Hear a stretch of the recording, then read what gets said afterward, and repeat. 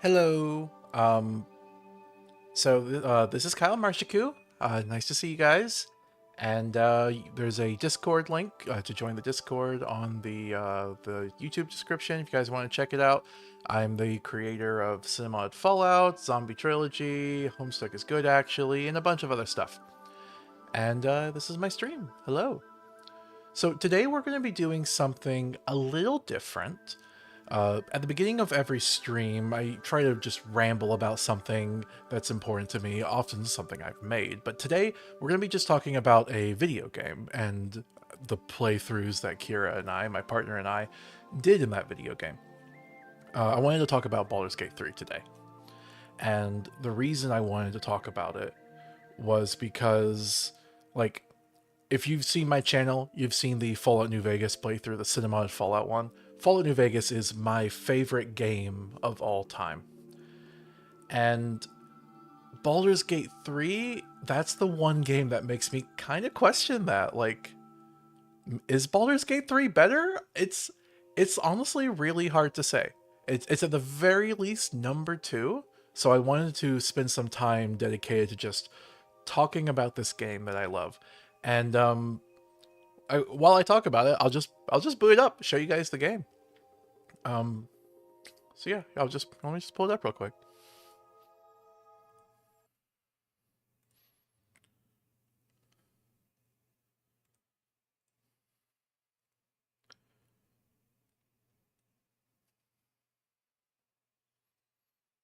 So for anyone that doesn't know what this game is, why is it skip? So anyone that doesn't know what this game is, uh, I talked about Dungeons and Dragons before, D&D, and it's a video game based on D&D, based on the mechanics and based on the world. And it's kind of an entry point for a lot of people with D&D. So here, let me just hit play. And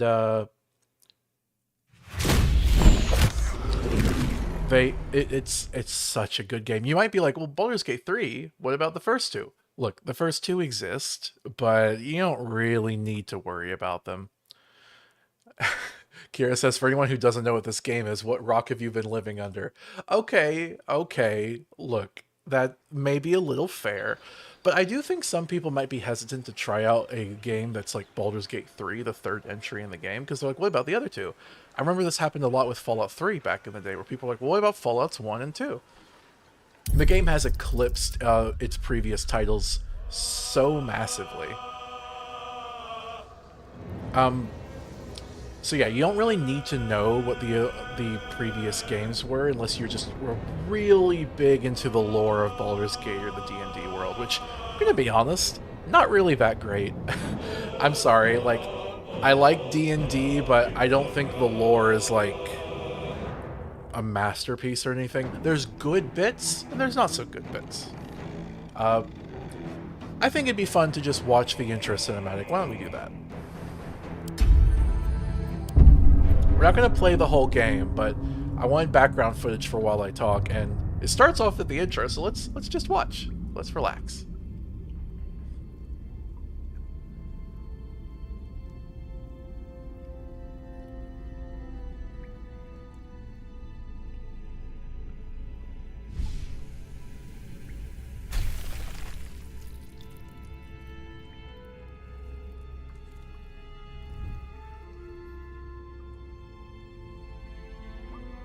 Akira, if this cinematic gets me DMCA'd, let me know if the stream starts having connection issues.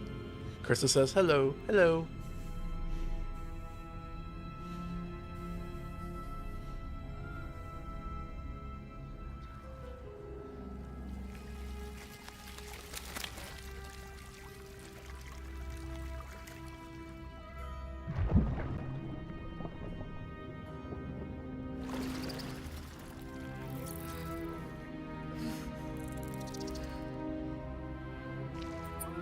Trigger warning, by the way, for, worms.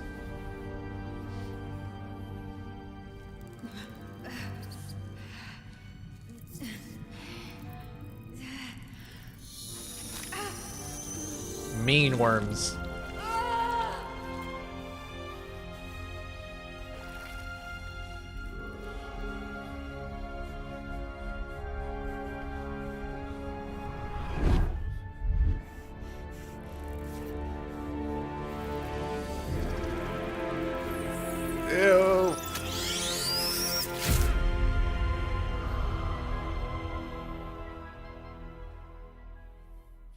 Worldly Kiwi says, "Hi, my messages might be annoying coming in a bit late because my VPN's acting up." Oh, no worries. Don't worry about that at all. So yep, that's the intro cinematic. I think there's more. There's like a second part of the cinematic, but first we have to do character creation. So Baldur's Gate, you know what? This music's a bit loud. I turned it down. It's so bombastic. All right, yeah. Yep, we have to really turn that down. So, what's amazing about Baldur's Gate 3? Toothy worms. Yes, yep, toothy worms. Baldur's Gate 3 is all about performance, okay? I genuinely think the narrative of this game is not the best narrative I have ever seen in a video game. It's not. But it executes it so superbly with so much like interactive character choice and reactiveness. I remember Super Eye Patch Wolf once talked, he's a video essayist, once talked about this game, and his example was one time his character literally died and he had to resurrect his character, and the other guys, like his companions, were like, yeah, sorry about that. The game just has so many little ways of responding to your choices, and even if it doesn't ultimately end up to like a different ending, it still makes you feel like it's a reactive world, you know? The limitations in choice then seem to make a bit more sense, because obviously, you know, depending on whether you hug your mom or your dad that morning isn't going to change the outcome of the world, right? Oh my goodness, why is this music so loud? Alright, 15. Sorry, it's hard to hear myself think. Now, because the companions you have will be the people you speak to the most throughout the game as you go on your adventure, the companions are like 50% of the game here. And so that's why a lot of people have a specific focus on the companions. This isn't all of them, but these are like the main ones. So yeah, why don't we just, you know what? I want to go over each of the companions and what I think about them. You know, I'm not going to have time to do like a video essay talking about this game. And as much as I would love to do a cinemated Baldur's Gate 3 run of like modding the game like crazy, that's a lot to ask for. So I'm just gonna talk about the characters that are here. And I'll talk about the story and the playthrough that Kira and I did. To be clear, we spent a literal year playing this game. By the way, the character creator is pretty cool. But like, yeah, it took us a whole year. We finished over this last holiday season around Christmas, and we had started the previous year. The game still occasionally gets updates. I don't really care about that as much, to be honest. They had an update that added more evil and things. It's just like, all right, sure. I wish resources had been spent elsewhere. Ooh, there's a 7th way to murder the whole planet. Woo, yay! Anyway, here, let's go over some of the characters. So obviously there's just your custom character where you can make whoever you want to be. Most people do that. It's really cool. Bunch of different like fantasy races you can be and stuff. By the way, if you look up YouTube videos for this game, like 90% of people are playing as Dragonborn, and it's a little frustrating, to be honest. There's definitely a sort of Dragonborn paladin type of like machismo going on. Whatever. Anyway, let's get to the first companion, Asterion. I'll let him speak for himself for a moment, and I'll tell you what I think. Obviously, this is going to spoil some things, but it's kind of like a play where the characters each just tell you who they are before you get into the meat of the show.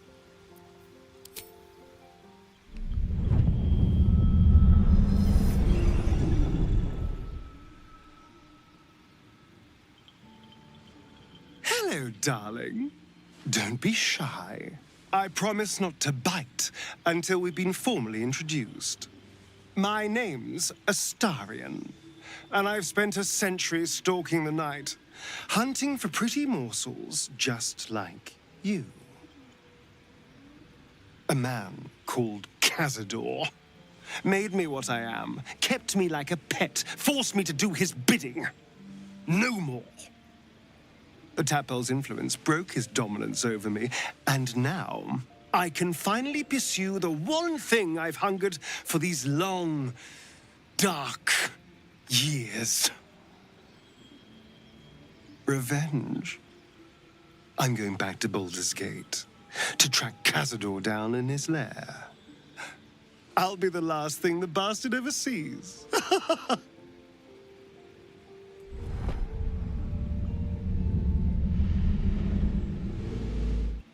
All right. So, yeah, the main plot hook of this game, as you saw in the intro cinematic, there's these eldritch creatures called illithids. The humanoid ones are specifically called mind flayers. And that worm they put, the toothy worm, that was what we call a tadpole. And the main characters are captives that had worms put into their heads. They were supposed to be converted into mind flayers. Now things don't exactly go that way. The ship crashes, you get a chance to escape, and you're like on a time limit. I need to get this worm out of my head before bad things happen to me. But the worms also give you powers, so it's kind of a double-edged sword. And this guy specifically is a vampire. So, Asterion, I think, is a very overrated companion. People love him, but to be honest, he kind of has a bit of like a sort of, I guess, Twilight-esque type of, like, you're a basic bleep if you like him type of thing. And that's not to be an insult. Some people are like that. Okay, you can be like that. It's fine. But, like, he's not that interesting. But, of course, I have to qualify that because he is still interesting. I just think out of most of the companions, he's kind of the most lacking for me. Obviously, he's meant to appeal to women or maybe, like, gay boys. He is extremely gay-coded. In fact, I don't think there's a single time in the entire game that he flirts with a woman. I can't recall it. Obviously, if you're playing as a woman, that's one thing. But the game is like, it does the player sexual thing where no matter what gender you are, you can date any gender NPC or companion. And like in a fantasy world, that kind of makes sense. But you think there would still be some exceptional people that are either just gay or straight, right? So, it's fine. It's whatever. I don't mind it.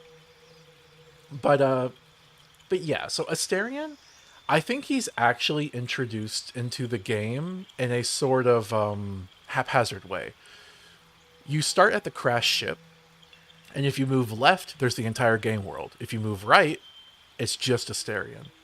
This means every player has a 50-50 chance of just literally missing this companion entirely. I literally didn't know he existed in the game until I was almost done with Act 1. I think that's a huge design flaw, and I think the reason for that flaw is they just didn't place him in the game in an intelligent way. I think if you look at the cover, if I go back to the cover, which I can't, but you saw it earlier, his face is the biggest face on the cover of the game. I think you were meant to play as Asterion. I think he was supposed to be the main character. Maybe at some point they didn't have a customizable character, or maybe when they were just developing it, that was on the back burner and they got around to it later. But his face is on the cover. He's thrown into the game right next to the starting area, but in a way that seems haphazard, like you have a 50% chance of missing him. So, not only that, but like one of my friends has this funny story. Because when you meet him, he basically tries to kill you because he doesn't trust you. My friend told a story about how his friend just killed him. Didn't even realize he was a companion, just thought he was a bad guy to kill. Just left him for dead. So yeah, I think he's meant to be the POV character. And it's really strange because he's so morally ambiguous. But I think that's also kind of the point. The player is morally ambiguous too. You can be good, neutral, or evil. And likewise, so can Asterion.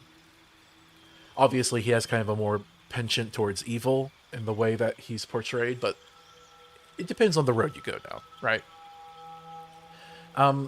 So the game is divided into 3 acts because while it is like an open world RPG, there's a timeline. Things advance through the story. And in Act 1, Asterion has almost nothing. That's again why I think he's a POV character. He has almost no side quests or anything in the first act. There's like one little thing that comes up that's clear that they're like, oh, we gotta put something here.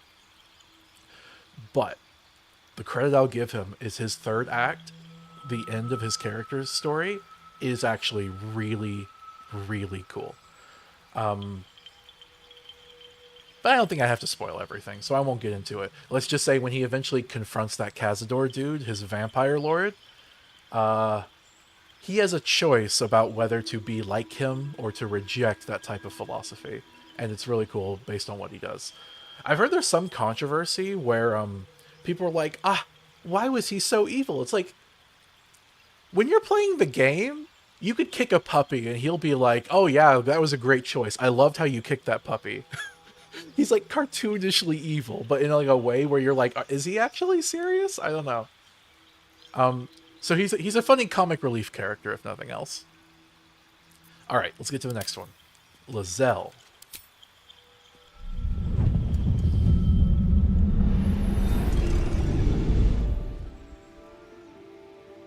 Since I was born in the cold reaches of world space, I have known but one purpose. To wield a silver sword and ride a red dragon in service of my regent, the Githyanki Queen Vlaakith. My first step on this path is to slay a mind flayer and bring its head to my queen. There is no flesh I will not carve, and no barrier I will not shatter to see it done. I am the one who sunders. I am the Undying Queen's most unshakable warrior. I am Lizelle of Kalir.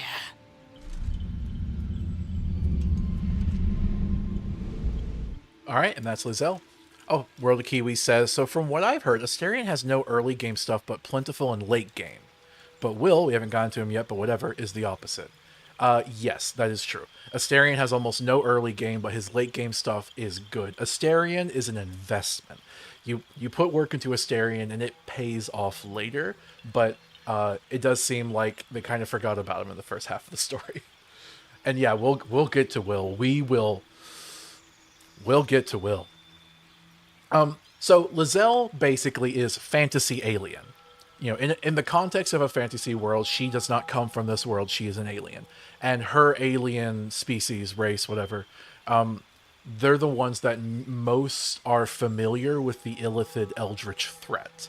So they're like, her entire purpose is built around slaying them, which, you know, it makes sense.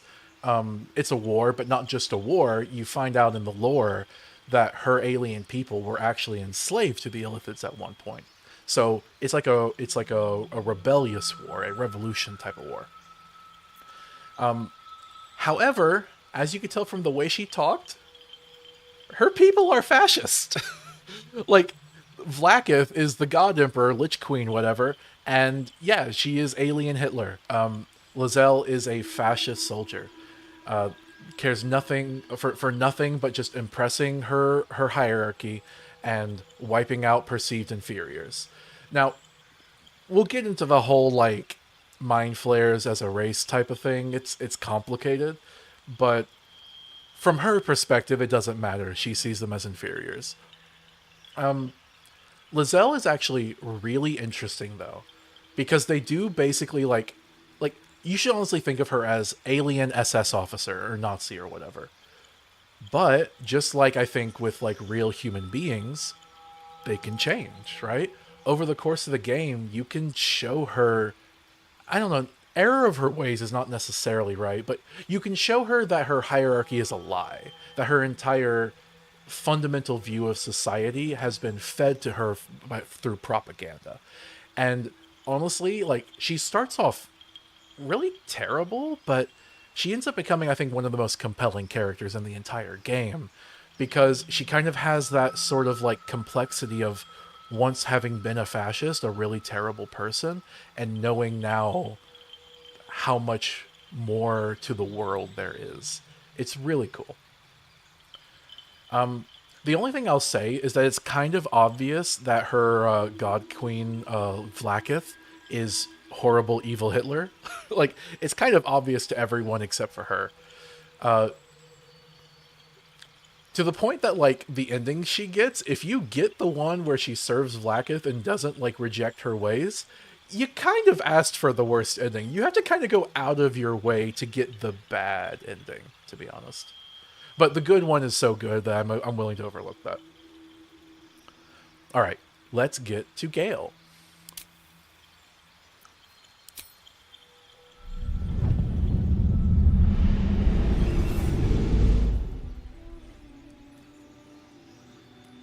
Well met, stranger. You find yourself in the presence of the renowned wizarding prodigy, Gale of Waterdeep. Please, no need to be intimidated.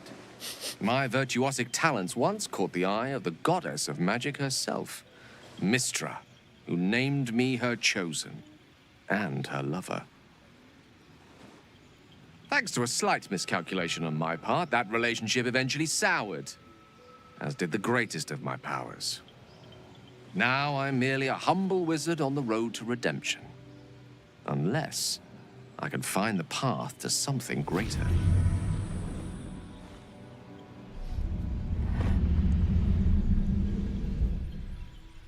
Okay, that one line did make me chuckle, but honestly, that introduction does not do him justice.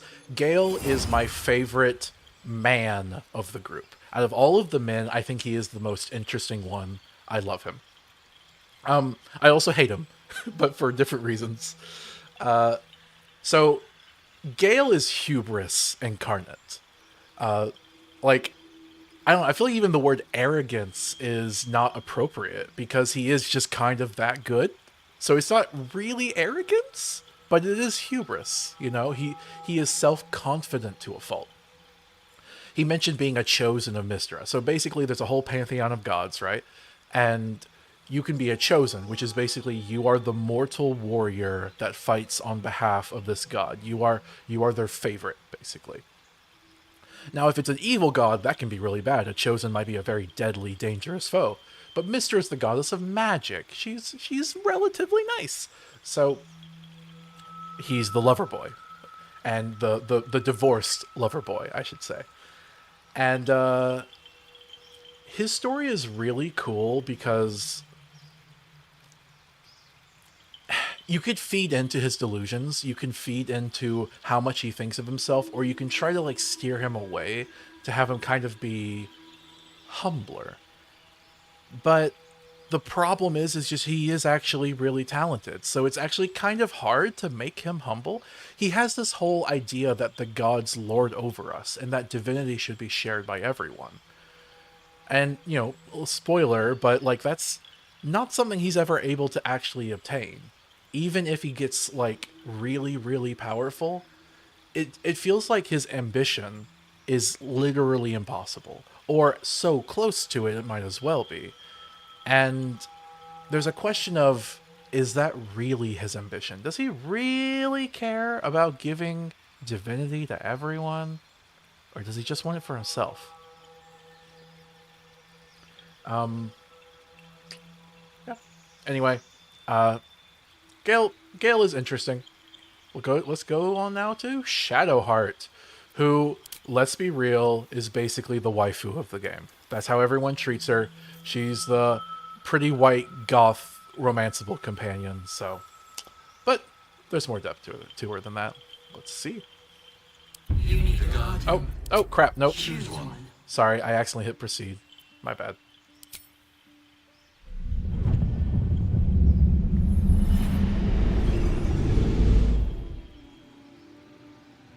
My name is Shadowheart, loyal servant of Shar, goddess of darkness and loss.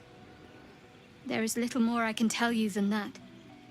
My Lady Shar tasked me with a mission of such secrecy that I surrendered great swathes of my memory in order to safeguard the knowledge of it. All I know is that I must bring the artifact I hold to Baldur's Gate, and that nothing can stand in my way. My goddess is watching.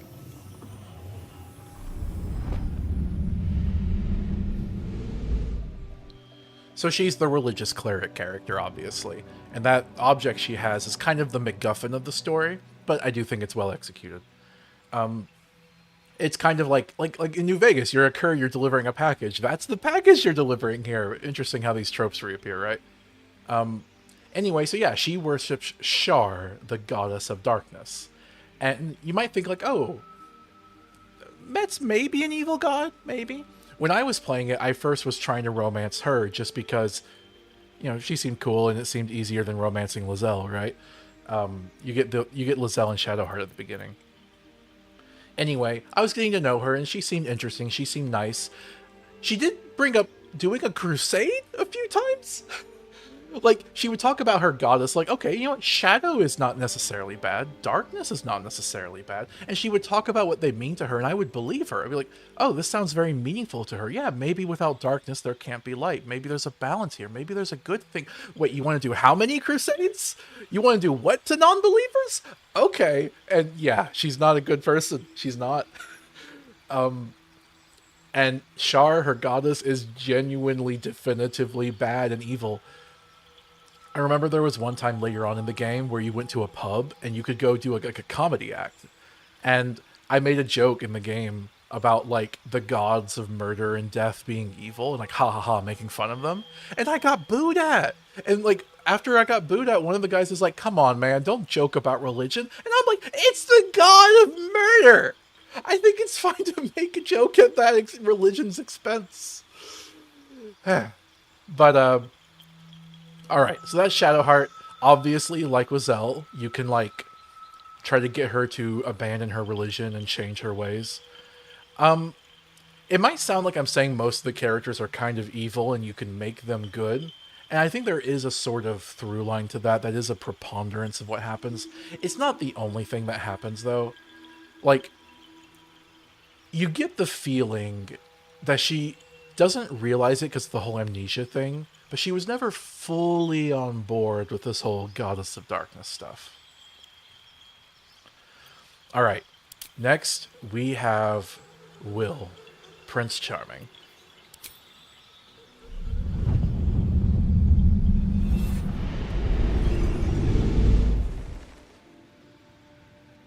"7 years ago, I was exiled from Baldur's Gate, the city I call home.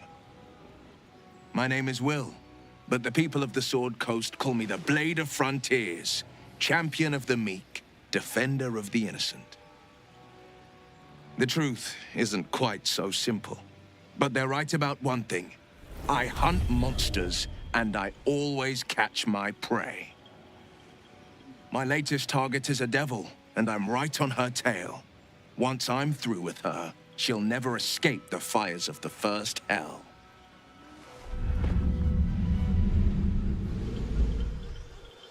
All right, so that's Will. You find out through his story that he is contracted, he is a warlock, to a devil named Mizora. And the idea is like, that's the devil he knows. She sends him after other devils. So he makes friends with one devil, friends in quotation marks, but he like goes after other devils and other threats. He, obviously he is the one like overtly black character of the group.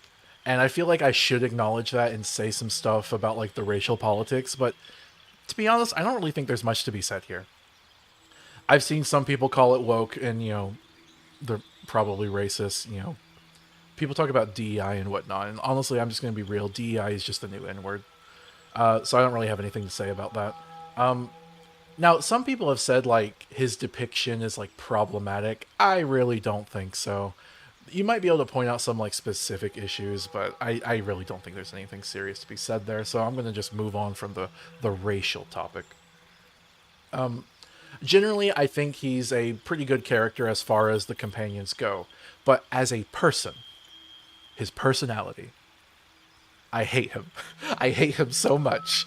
He is my least favorite, maybe next to Asterion, and I just he is Prince Charming, right? Like he is like the trope of like the Prince Charming on the back of a steed, except he's a bit more of like a survivalist kind of thing. He's like, Blade of Frontiers. He's the ranger type of thing, and just Kira fell hook, line, and sinker for the Prince Charming thing. And she spent the entire game trying to romance him. And then when you get to the third act, there's this thing where he has to choose between saving his dad's life or an alternative threat. And I don't want to get into it, but you have to make this hard choice.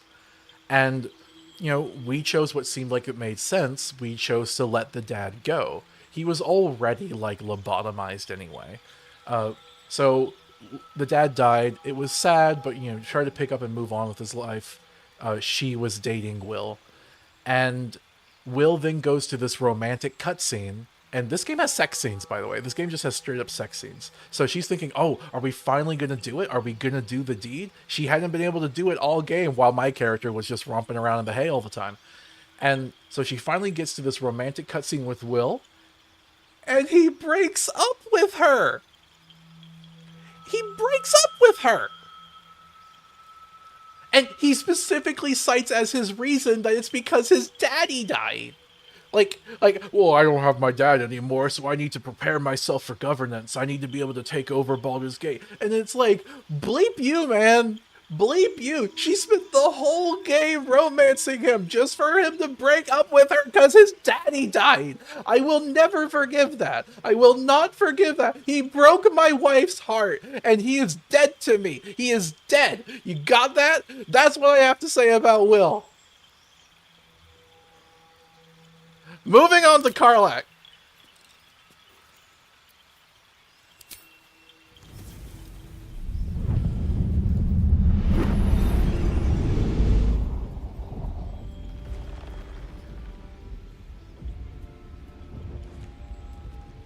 Years ago, I was sold to the Archdevil Zariel. She put a Hellfire engine in my chest and made me her prize soldier. But I've escaped now. Thank you, Mind Flayers. And I've got a few scores to settle. If this engine doesn't burn me to ash first, I'll need people I can trust. An infernal mechanic, and a serious amount of luck. But you know what? I'm not worried. After 10 years in the Hells, I can take on anything. I've got my chance at freedom, and believe me, I'm going home.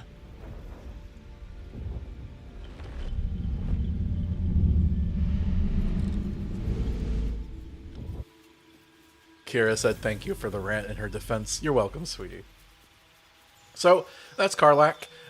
As you can see, between both her and Astarion, vampire and then devil slave, the whole Mind Flayer thing is actually kind of their, chance to, have an up-and-up situation, Everyone else is like, oh no, we got tadpoles in our head. They're like, you know what, it's better than the situation we were in, right? She has, big lesbian energy. Every lesbian on the planet who knows about Karlach loves Karlach. I think she's technically bi. I think there's one guy she showed interest in. Whatever, fine, valid, but still, big lesbian energy. She's honestly really cool. I think, honestly, morally, she's a bit simplistic. All the other characters I've talked about how they have this dark tinge to them. She really doesn't. She's a good person who's just been enslaved by a devil. And I think actually that's kind of good. We've had so many morally complicated characters. Will may be supposed to be like Prince Charming, I'm the good guy, but let's be real. If you're an oligarch's son, that's a tinge of darkness. You're not perfectly good. D&D might call that lawful good. Lawful's another word for evil, in my opinion. But Karlach is chaotic good. She is literally the cinnamon bun of the entire cast. I love her for that. I did romance her at one point, and it's kind of cute how naive she is, to be honest. But yeah, she's a barbarian. Yeah, I don't really have much to say besides the fact I generally like her. Oh, wait. Her entire narrative is about how she's doomed to die because of that thing in her chest. And you basically find out that she's simply not able to survive anywhere except for Avernus, which is the underworld, the fiery devil place, right? So she has this kind of tragic thing of how she's a nice little cinnamon bun who is destined to die no matter what you do. And you can try to find ways of solving it, but they're always long shots. Krista says, chaotic good is truly the moral alignment. Adorable. Absolutely. Adorable cinnamon bun chaos gremlin. World of Kiwi says, all Nepo babies possess a tinge of darkness. Yes, indeed they do. By the way, World of Kiwis, you've been here on a lot of streams. I just want to say I appreciate that. Thank you. Also, if you don't mind me asking, why World of Kiwis as a name? Does that have significance? Anyway, not to put you on the spot, I'll move on. So yeah, Karlach is awesome, if a bit simplistic, but I think it's good to have that simplistic for variety's sake. And then we have the Dark Urge. This one is a bit complicated. So whenever there's a companion character here, if you pick them, if you play as them, you don't get to meet them in the game because you're playing as them, obviously. So if I play as Shadowheart, I won't run into her. If I play as anyone else, I will run into Shadowheart eventually. The Dark Urge is dead if you don't play as him. He only survives if you are him. So while I talked about how Astarion is kind of the POV character, I think that was like the original intention, and at some point that changed. The Dark Urge is the POV character now. Now, it's considered an option from like the customize thing. So basically you have two customized options here because you can customize the Dark Urge. It says so. It's kind of like a good evil situation. Effectively, the Dark Urge exists to have a murder hobo player. In D&D terms, murder hobo is a term used to describe usually bad players that want nothing to do but to kill everyone. Like it's kind of like a perversion of like the RPG mindset of you're just hack and slashing your way and not really doing any amount of role play in a role-playing game. The Dark Urge is meant to facilitate that type of gameplay. But because, again, this game is reactive to your decisions, you can be a custom character and still be evil. You can be a Dark Urge and try to resist the Dark Urge. So even though it is the quotation marks evil playthrough, I think the definitive playthrough for Baldur's Gate 3 is as the Dark Urge. Even if you want to be good, you have to play as the Dark Urge and resist it. I mean, you don't have to, but like, in my mind, that's kind of the best outcome / intended way to play, presuming that you had to pick just one. Anyway, so let's get to learn a bit more about him.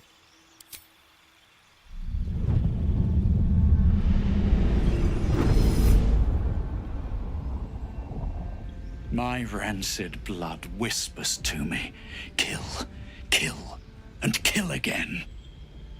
My ruined body yearns to reap death in this world. And when this foul urge calls, it possesses my whole being. Injured beyond repair. I know nothing besides this. I must resist the dark urge, lest it consume my mind. I must discover who I was and what happened to me before my twitching knife hand writes a tragedy in blood.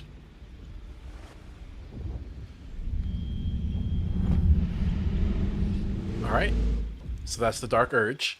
So basically, spoilers, he is a person corrupted by the god of murder, Baal.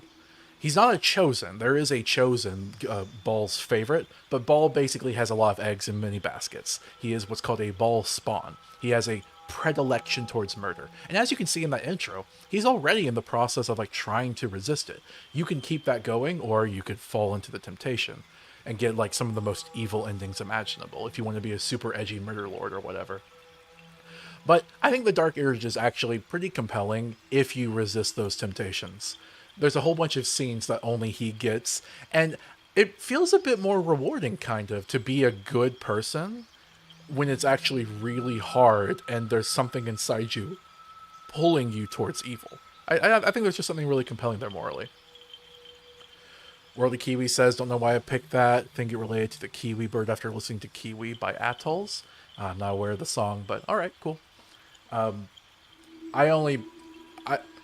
When I think of Kiwi, I think of Kiwi Farms, which is not a great association, but best not to let them ruin the word kiwi. I hear it's a good fruit. I don't like it. I guess there's also the bird. I hear it's a good bird. I don't like it. I'm kidding. I don't know anything about the bird. So yeah, those are all the main characters. I mentioned the races. You got the sub races, classes. You got spells and everything. So yeah, it's a fun game. What time is it? We still got some time. Let's watch the next cinematic. You can also make a Dream Guardian. I'm not going to worry about that.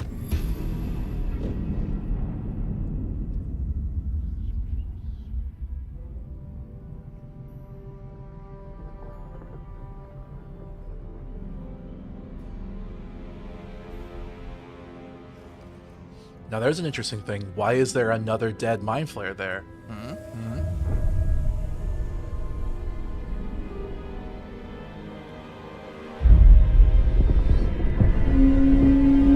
I'm just gonna spoil it. This specific mind flayer is the most important character in the game.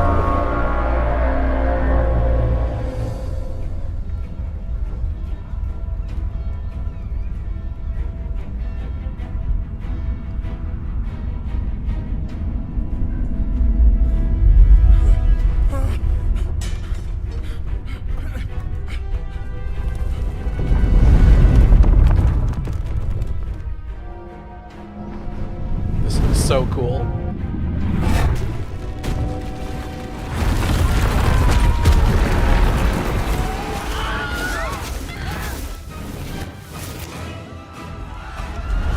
We see how they capture people.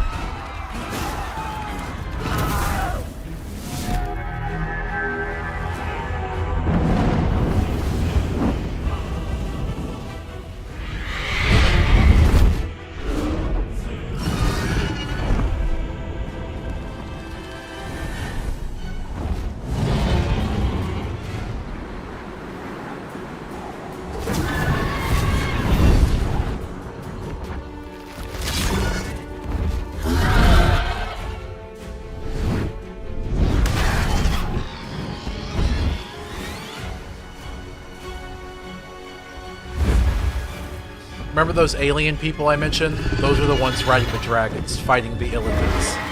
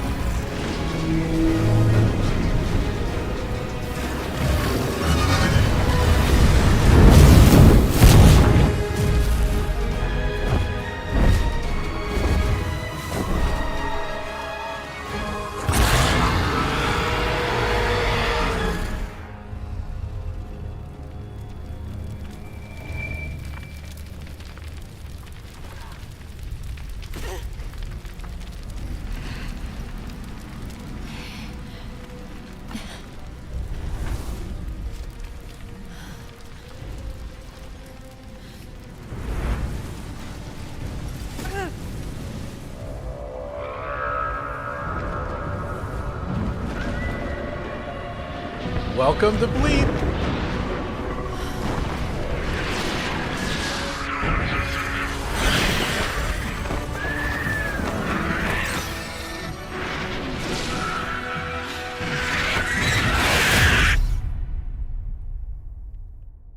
So cool.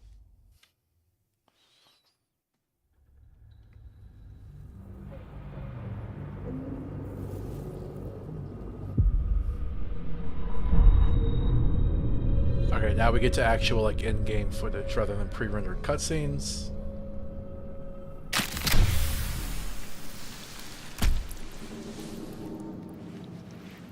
All right.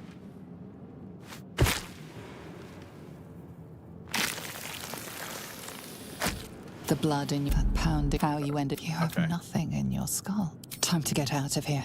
The narration is, by the way, phenomenal. My head. The UI for this game is a bit iffy, in my opinion.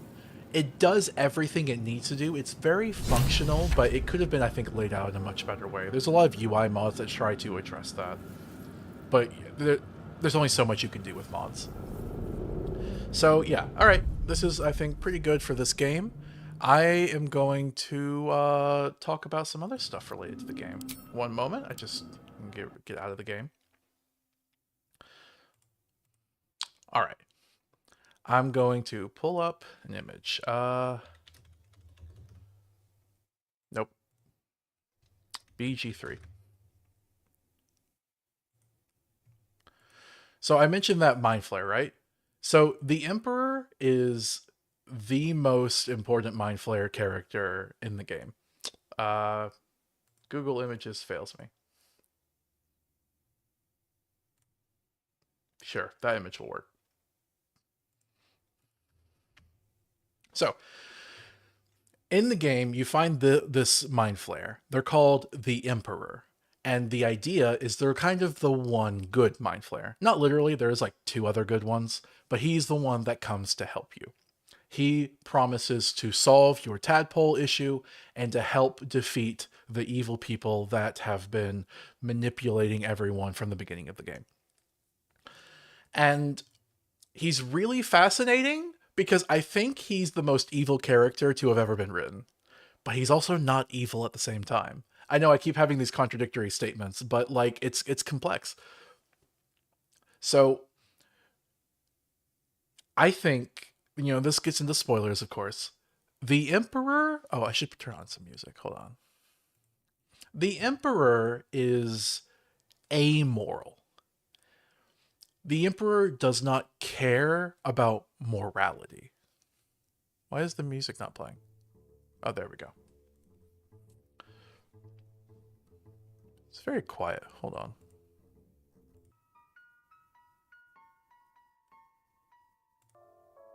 There we go. Krista says, morality is actually very simple. Good things are good and bad things are bad. Not entirely. Sorry, I have to disagree with that one. I think it's not as complex as some like centrists might have you believe. But I don't know, there's some interesting philosophy here. So, the Mind Flayers are kind of treated like a race. Lizelle is like racist against the Mind Flayers. All the Gith are. They just see him, they kill him. And so when you meet the Emperor and he's willing to converse with you and have a dialogue and wants to help you and wants you to help them, actually, I think it uses its pronouns, but it also kind of uses they. It's fine. Oh, that was sarcastic. Sorry, I didn't read that, Krista. But yeah, so the Emperor,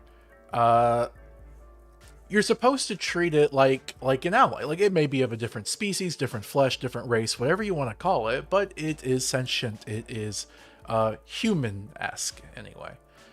And that's not entirely the case. A lot of people that warn you about becoming illithid say it's more than just that. You're not just changing your physicality. There is an innateness to it. And I think that's kind of problematic in a strange way. Like, obviously, saying another race is innately superior or inferior is bad. Like, that's like saying, what if racism was correct? And you shouldn't do that, obviously. So I think there's a weird problem there with how this, like, existential eldritchness is portrayed in very human-like racial terms. Now, that being said, and I'm going to get into spoilers here, we find out the truth of illithid nature only at the very end of the game. So you can make whatever choices you want, but at the very end of the game, you find out basically what was correct. There's this like arch-lich, a good one, named Withers, who helps you out in the game. At the very end of the game, I think if you get a good ending, he has a scene where he talks to the gods and kind of makes it clear where his role is and everything. But earlier in the game, he tells you a line. He says, Mind Flayers do not have souls. That is interesting to me. So, it would seem then, because souls in D&D are a real thing, gods are real, heaven is real, right? It would seem that when you turn into a Mind Flayer, when you get the tadpole and it overtakes your body and corrupts you and turns you into one, you die. You just die. You're dead. And your soul goes to the afterlife. But your body remains, turns into an illithid, and it still has your brain. It still remembers everything you remembered. It still has your personality, but it is now different. It is illithid. And So you could say it's almost a cloning process, except the new you is changed, it is othered. And I think that's personally kind of fascinating. And so that alone would make me like, okay, so the Emperor, whoever the Emperor used to be, died a long time ago, but now there's a new Emperor, and they seem nice. Maybe we should still trust them. Literally, you could even have sex with them if you want, because the Emperor is romanceable. However, there's this sort of calculating nature to the Emperor, and I think we're given enough understanding that it's not unique to the Emperor. The Emperor constantly withholds information, and every time you find out something new, they explain it rationally, like, oh, well, I couldn't tell you that. You would have killed me if I told you what I really was. Oh, well, I couldn't have told you that. You wouldn't have believed me if I told you. I just didn't tell you that because it wasn't in my best interest to tell you that at the moment. He always has an excuse, and I don't think he's lying. He's like an AI. It's kind of like Spock from Star Trek in that he only does what's rational and not emotional. But the problem with that depiction of like emotions and logic as a binary is that emotions can be logical and logic can be emotional. The Emperor shows emotion, has emotion, but that emotion is always part of its calculations. Even the sex scene, in retrospect, I think he's literally seducing you. And it's a squid monster. But and I kept wondering, how far does this go? What is the Emperor's real goals? And the Emperor tells you straight up, their goal is freedom. They want to be free, independent. They were enslaved to a giant eldritch brain thing because, illithids are much beyond just the humanoid looking ones. These are just like the foot soldiers of the whole like eldritch empire. And he doesn't want to be enslaved again. It doesn't want to be enslaved again. It's like, okay, I can agree with that. Chaotic good. Yay, down with the law, sure. But it's not above taking power for itself. And I think I've come to the conclusion that for the Emperor, control and freedom are the same thing. The Emperor doesn't see lawful versus chaos. In its mind, the only way to be free is to have power. Because then you can't be dominated. You can't be subdued. So I worked with the Emperor. Kira and I, we worked with the Emperor the whole time until we got to a breaking point, and we were like, hold on, how far is this going to go?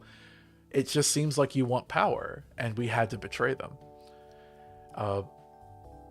And I looked at the evil endings that we didn't get last night, right before stream, and turns out he goes all the way.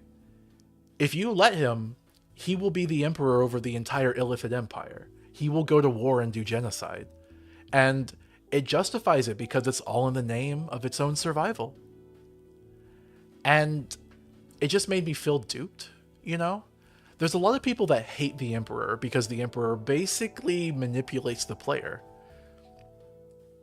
The Emperor even has this whole backstory about like, oh, I used to be a human and I would work with people and I would like move things from the shadows, be a sort of like political Robin Hood. And they even give you a fake cutscene. Like Larian, the company, made a fake cutscene to show you the Emperor's backstory. But you can dig and find out that it is fake. That the Emperor was actually manipulating those people. It wasn't working with humans. It was controlling them. It was enthralling them. And again, it will justify it, saying it was for the best possible outcome for everyone. And the real crux here is the Emperor tells you several times that it does believe it has evolved past the humanoid form. It encourages you to give in to the tadpoles, to get more illithid powers, to become corrupted. And it says this is in your best interest, that you will become evolved and more powerful. But what does evolved here mean, right? You could say evolved is like, oh, well, it has more powers. It has psychic powers, telepathy. It floats around. It has so many things it can do. Is that not evolved? And I don't think it's really about that. I think it's just superiority. It believes it is superior. Because, like, Githyanki still have some psychic powers. Githzerai do too. Togrul says, "What's up? Hey, how's it going?" I'll get to you in a minute, Kira. But like, I genuinely think if you showed another like psionic person to the Emperor and said, "Hey, they're just as psychic as you," the Emperor would say, "Well, they'd be more psychic if they were Illithid." Like, it wouldn't matter. I think the Emperor is a very interesting character because I think the Emperor is an example of how true neutrality, neutral between chaos and law, neutral between good and evil. I think the Emperor shows that true neutrality is evil. It just leads down a road to evil. Kira says, he says he didn't expect to like us as much as he did in certain playthroughs, and I think he wasn't lying. He likes us in that playthrough because we went along with what he wanted. Exactly! In our original playthroughs, we're like, oh, we're not going to give in to the racist trope. We're going to treat him as an equal. And we did, and we worked with him, and we got a happy ending. And in those playthroughs, it's happy in part because we did what he wanted. He likes us because he didn't have to coerce us. We were willing participants. And that's when we had sex with him and stuff. But in our further playthroughs, we tried being more obstinate. Literally in the third one, I just like was as annoying and mean to him as I possibly could. And he drops the facade, or it drops the facade. It shows the truth of how, like, it's not above literally mind controlling you to getting you to do what it wants. I don't think it ever gets that far. Like, it doesn't ever have to do that because you are kind of in the same boat against the same enemies. But the fact it's willing to, I think, is particularly alarming. And again, it's all for a cause. It can justify it. It needs to do its own survival, and it wants to defeat these bad guys that are threatening to destroy the world. So isn't it morally justified to control you, to make that happen? By giving up on the plan, you're putting the world at risk. And maybe, like, it's like, okay, it's showing its true colors now, right? We see that it's evil. Or is this part of the manipulation? Is it just telling us it's evil because that's what we need to hear? Because we were being obstinate? Maybe it actually wanted to be nice and good the whole time, but it wasn't. I really love that. It's almost like I said, like, it's like an AI. Like, it's like a mirror that just reflects your own values to get whatever it thinks is necessary. It only had sex with you to get what it wanted. It only is mean to you to get what it wanted. It does whatever it thinks is the most optimal strategy to getting what you want. You know what it's like? It's like if you're neurodivergent or autistic, you might have had this thing, maybe there's a term for it, I don't remember. But there's this thing where, like, when you're talking to people and you're not really sure how to socialize, you'll imagine a video game dialogue tree. You'll imagine, like, what is the most optimal thing to say, and you'll say that. Honestly, I kind of do that to get through my work days, like my day job, you know? I think everyone might do that to an extent, but I think it's particularly common with neurodivergent people. And that is the Emperor to the extreme. That is all it ever does, to a point that it's questionable, what does the Emperor actually even want? And I think its actions prove it does really want freedom, but it also wants power. And I think that's why I said I think it thinks those two things are the same thing. It's like a dog eat dog type of situation. Krista says, evil through self-interest and malice manifests differently. Yeah, it's not malicious. Even when it later, like, if you do its full ending, if you go full Emperor, it does a genocide of the alien Githyanki people. I don't think it even actually wants to. It specifically has a dialogue line where it says, if we take control of the Absolute, which is a term for the Illithid thing, if we take control of it, we will have to go to war with the Githyanki people. Like, it doesn't even want to. It just knows the Githyanki are already poised against it. Chris also says, one will go out of its way to harm, the other will less so. I'm not sure what the one or the other means there. But yeah, so I think the Emperor is really fascinating. I think the Emperor is an example of how true neutrality leads to evil.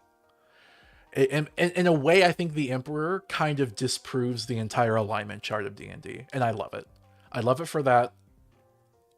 I genuinely felt betrayed when I realized what was up with the Emperor. Like, I've never been like cheated on, you know? But I felt that. I felt cheated on. And that's just really powerful for me. Now, the Emperor does have a captive. One of the alien people, specifically one named Orpheus. Basically, he's like a historical figure of legend that was lost long ago. Turns out he's been like cryo-frozen in this magic prism, and the Emperor possesses it. And it's only through Orpheus that you haven't turned into a mind flayer yet. He has like an inhibition power. And so one thing you can do, you can try to like be hospitable to the captive. You can try to not do war crimes, and you can also try to please the Emperor. But eventually you will have to make a choice. The Emperor decides the only way to defeat the Absolute, the bad guy, is to consume Orpheus's powers and kill him. You can either go along with that plan, or you can betray the Emperor and free Orpheus. He says you shouldn't do it because Orpheus is one of the alien gift people. If you free him, he will be racist towards you. He will kill you on sight. You may not have turned yet, but you still have a tadpole, and it's all the same to those people. So like, it's a compelling point. Like, yeah, he might be racist and just kill us, but this also seems wrong to eat a captive. It seems like a war crime. I'm gonna go pull up Orpheus's picture.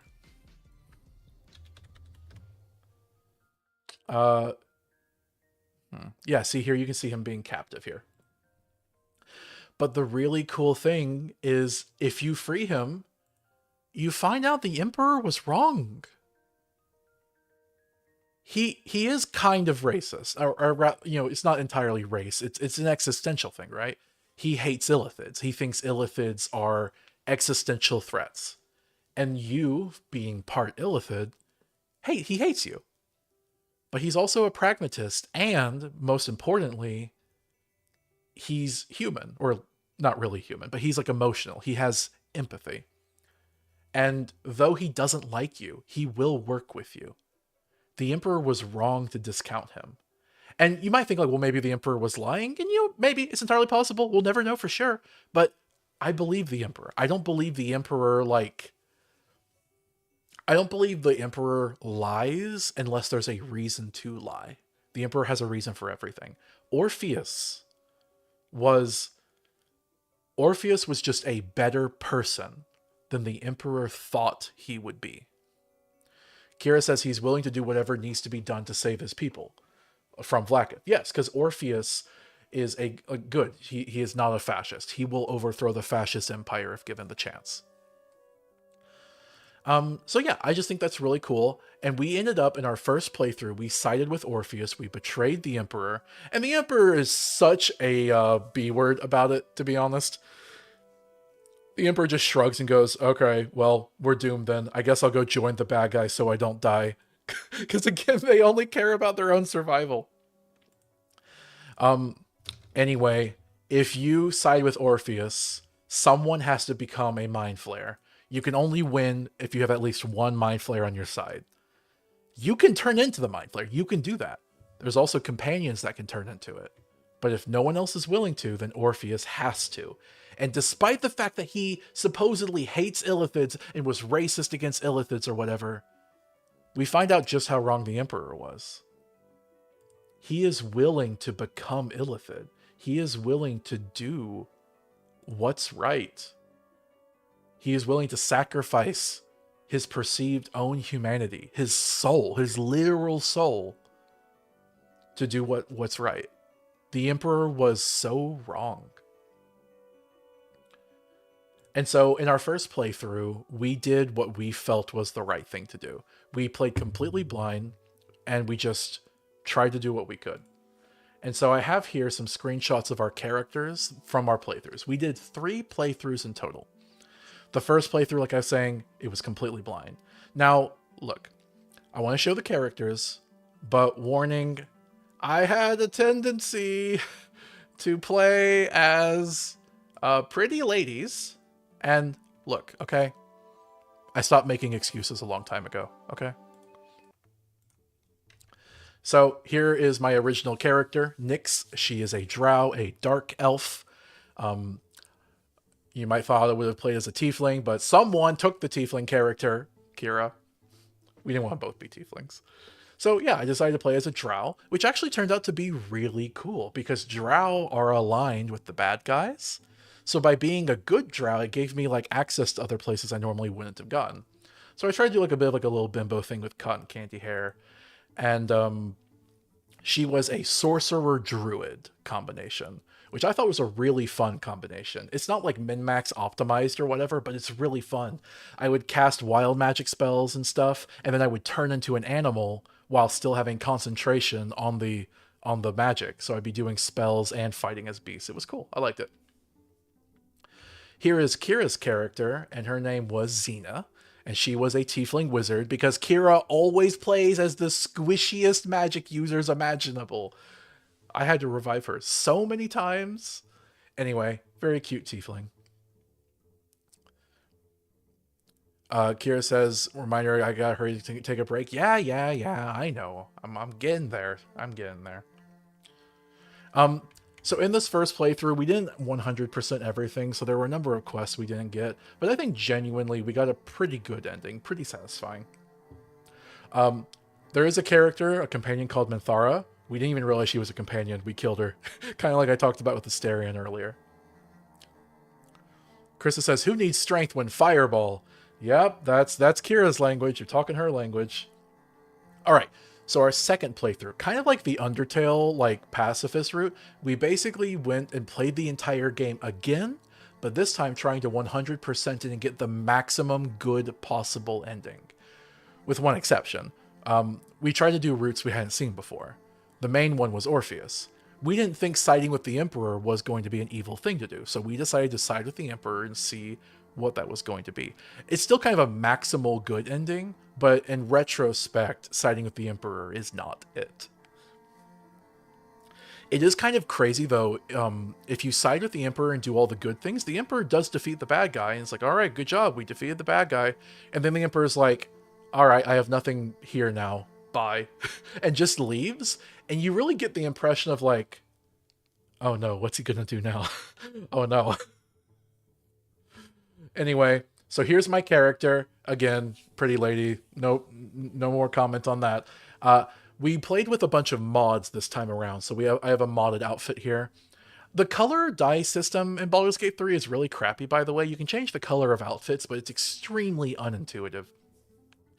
Anyway, I played as a Kalashtar. It's a modded race from the Eberron D&D books where you're like a hybrid of a human and like this like spirit soul thing. So you're like dual-minded. You have like this extra projection type of aspect to you. So yeah, I was kind of like psychic lady. Like I even had like makeup of her crying and she has 2 different eyes because there's a point in the game where you can get a lobotomy, and it turns out it's actually beneficial because the guy that gives you a lobotomy goes, whoops, sorry about that. Here you go in exchange. And you can walk away with more than you lost. And then here's Kira's character. I was Kayla. She is Estrella, and she's playing a fire genasi, which is like a fire person with fire elemental powers. And she was an artificer this time around, which is just the techno version of wizard because she always plays squishy characters. Yep, anyway, this playthrough was generally good. We got to see what Asterion does if he rejects being a vampire lord, which was really cool. I romanced Lizelle the first time around, which I thought was really cool. She went to go fight in Orpheus's stead, basically, after Orpheus sacrificed himself. This time around, I tried to romance Shadowheart and failed. Shadowheart does not like me. I guess we just don't mesh as people, because every time I try to pick the right options, I pick the wrong ones. I end up romancing Karlach instead. Krista says I was really spot on. Yep. Kira says this character was based off of Starfire, obviously. Wait, really? I didn't know that. Oh, I guess, yeah, that makes a lot of sense in retrospect. Starfire from DC Comics. Or was it Marvel? No, DC. Anyway, so yeah. She romanced Astarion both times. I'm sorry. My sweetheart's a basic bleep. Third playthrough. And the third playthrough, we're like, okay, let's try to do a Dark Urge run. Let's try to be evil. But I didn't want to just be a murder hobo. I didn't want to just murder everybody. That just seemed boring, honestly. So we decided to do a sort of like tanky playthrough, a vanguard playthrough. We would be evil, but authoritarian. We wouldn't just kill everyone. We would just try to get ultimate control. Obviously, we sided with the Emperor in this playthrough as well. And in this playthrough, I went full Illithid. I became one of the Mind Flayers. And... oh, I should specify. In the second playthrough, I mentioned I romanced Karlach, right? Karlach is doomed to die. So when we needed a Mind Flayer, we're like, Karlach, become a Mind Flayer. You're going to die anyway. At least a version will get to live on. And she did. And it's kind of tragic.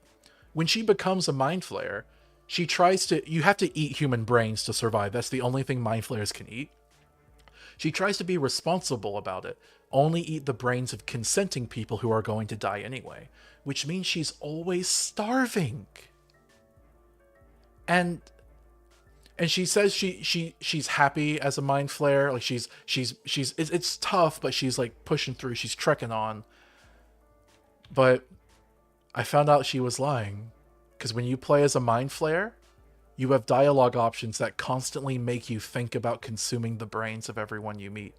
You have to literally resist the temptation. And that's only at the very end, after you've been a Mind Flayer for many months. Like, it gets worse the longer you go on. And this confirms that there is something existentially different about Mind Flayers. It's not just like your race. There is a hunger for thought, a hunger for control. This is why the Emperor is the way it is.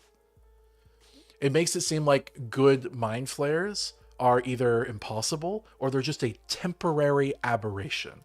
Given enough time, even Karlach would become like the Emperor. Karlach was just being stubborn and holding out. Anyway, so this is like our Vanguard playthrough where we try to like get power and control over everyone. I romanced Minthara in this playthrough, the evil companion you can get. And she's just like, yeah, I can't wait to be goddess of everything, ruler of everything. She's kind of awful. Kira... oh, sorry, hold on. This is what my character looked like before I corrupted. Her name was Undragella, and the idea was I went full necromancy wizard, while also being Dark Urge. So I got a lot of the Dark Urge stuff. Ended up rejecting the Dark Urge because I don't want to be a murder hobo. I want to be my own thing. And it was so fun playing as her. She's a Topaz Dragonborn. Her whole thing is being a buff necromancer. So I would just pick up bodies and throw them in my backpack. And I would just have like a stack of bodies in my backpack. So anytime I needed to like a zombie or to throw out some type of undead, I would just like literally throw a body out of my backpack and then revive it. Now you can only hold so much at a time, right? So I would have like weight considerations. I'd be like, oh, dead goblin? Yes! Goblins don't weigh that much! Gnome? Yes! And like I'd pass on all the orcs and the big guys and the barbarians. And then like literally one time you find some dead goblin children. And I was just like, oh, these bodies only weigh 20 pounds! Yeah! It was terrible. I'm sorry. Anyway, she ends up becoming Mind Flayer. And Kira's character, she decided to play as a changeling. And the idea is she's a bard. She wanted to play as a bard because, strangely, this game doesn't have any bard companions. So she played as a bard, and the idea is she was like the little trickster helper to my evil Dark Urge character. She really liked turning into Nocturne, because changelings can transform their appearance. Nocturne is a canonical trans tiefling character in the game, voiced by Abigail Thorne of Philosophy Tube. She's a really cool character. She's a friend of Shadowheart, so she's not really a good person. But and she's very pretty, and Kira liked turning into her. Krista says seeing someone throw a bunch of bodies from a backpack from the POV of the antagonist sounds hilarious. Yeah. I literally had a trunk back at the base camp just full of bodies. Because I would try to store extra ones. And the frustrating thing is they eventually released like a patch or something that made it to where you couldn't store bodies in there. I don't know why, but just partway through the playthrough, it stopped working. So I was like, all right, time to put them in my backpack.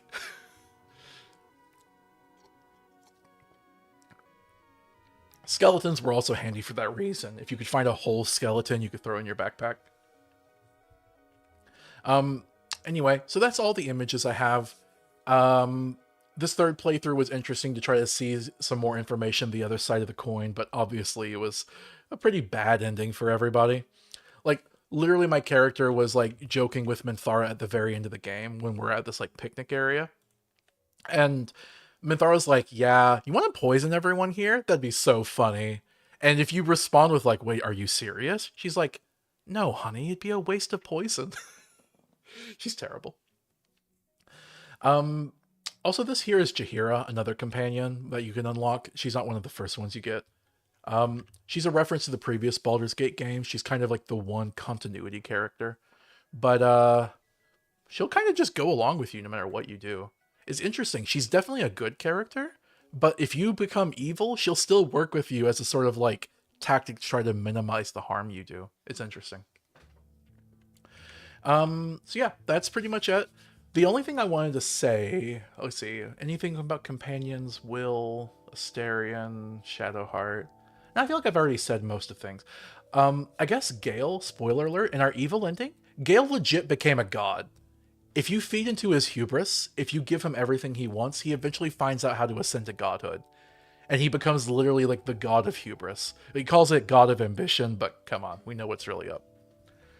I guess one thing, this Baldur's Gate 3 is such an amazing game that every issue it has, every criticism you can make to it stands out to me.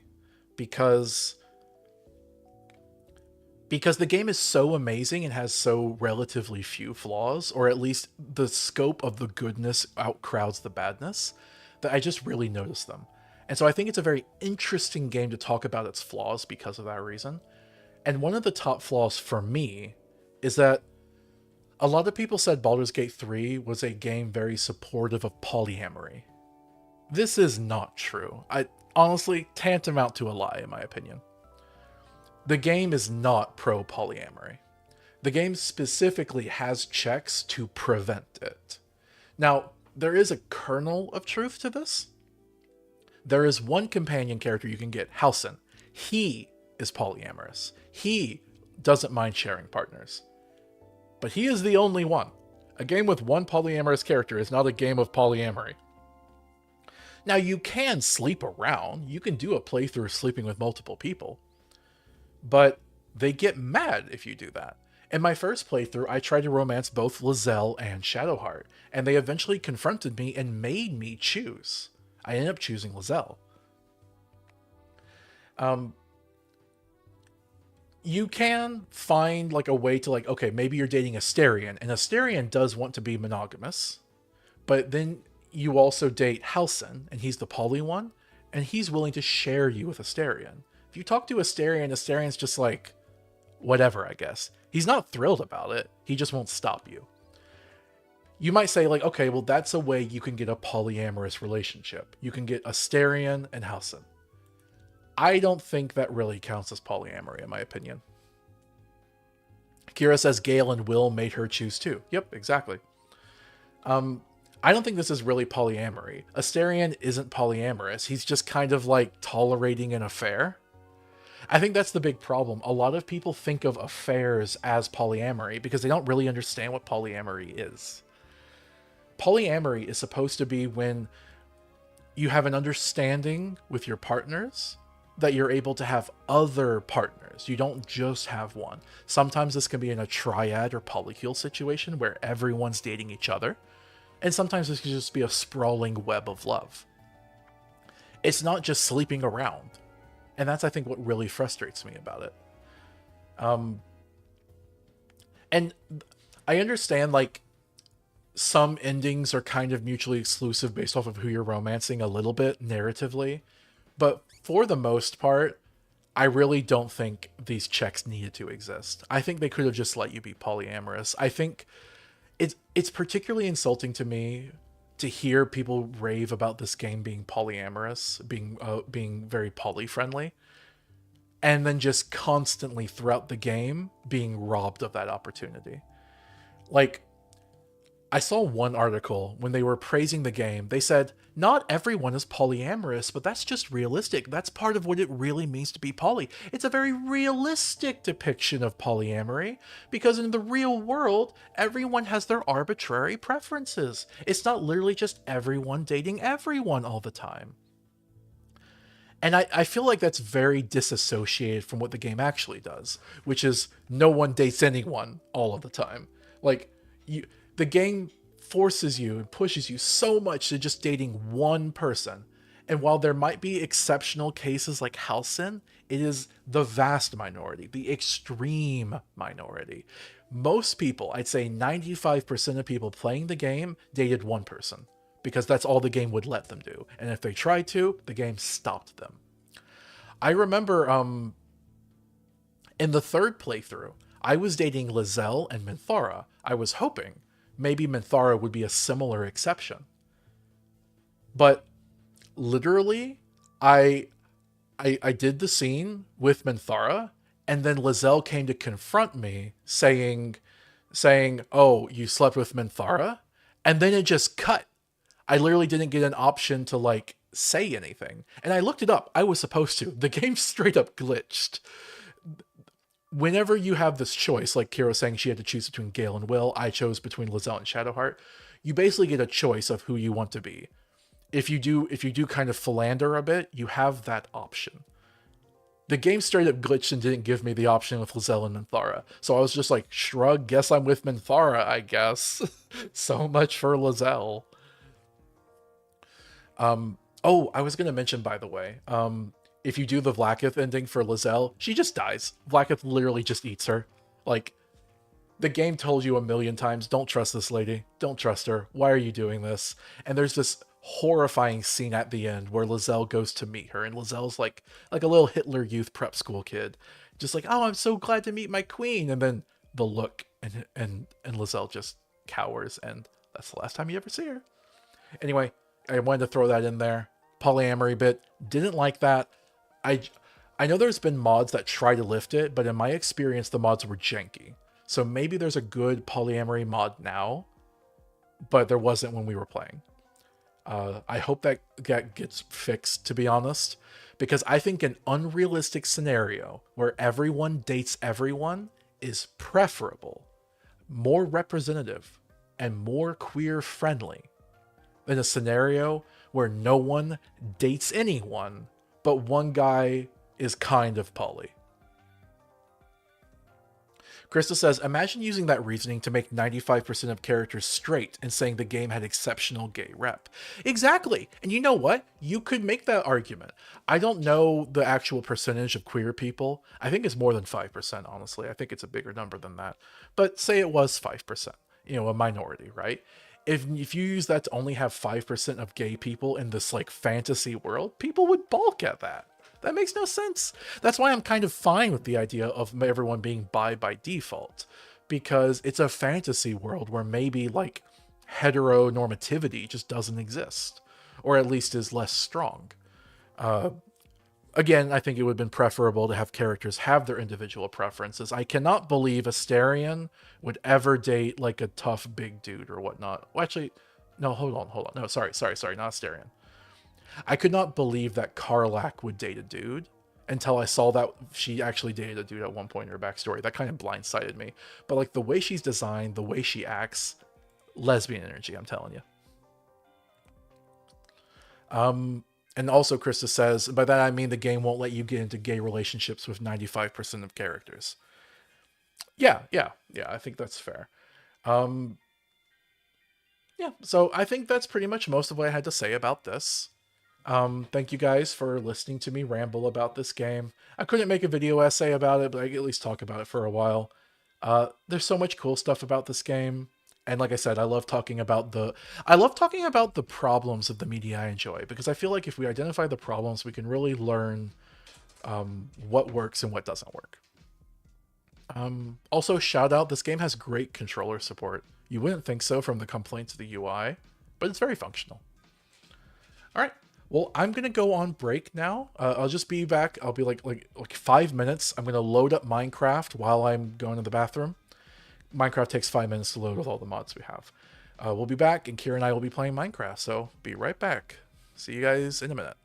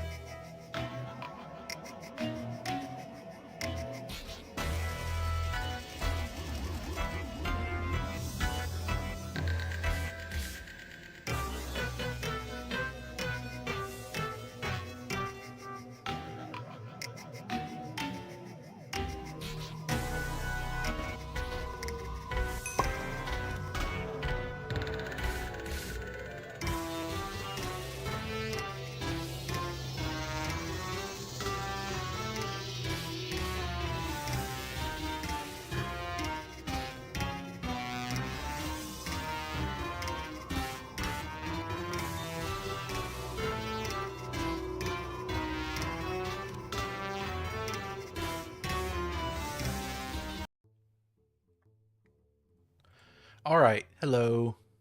I am back, and let's play some Minecraft. I gotta get Kira in the game, so let me just get her 1 second.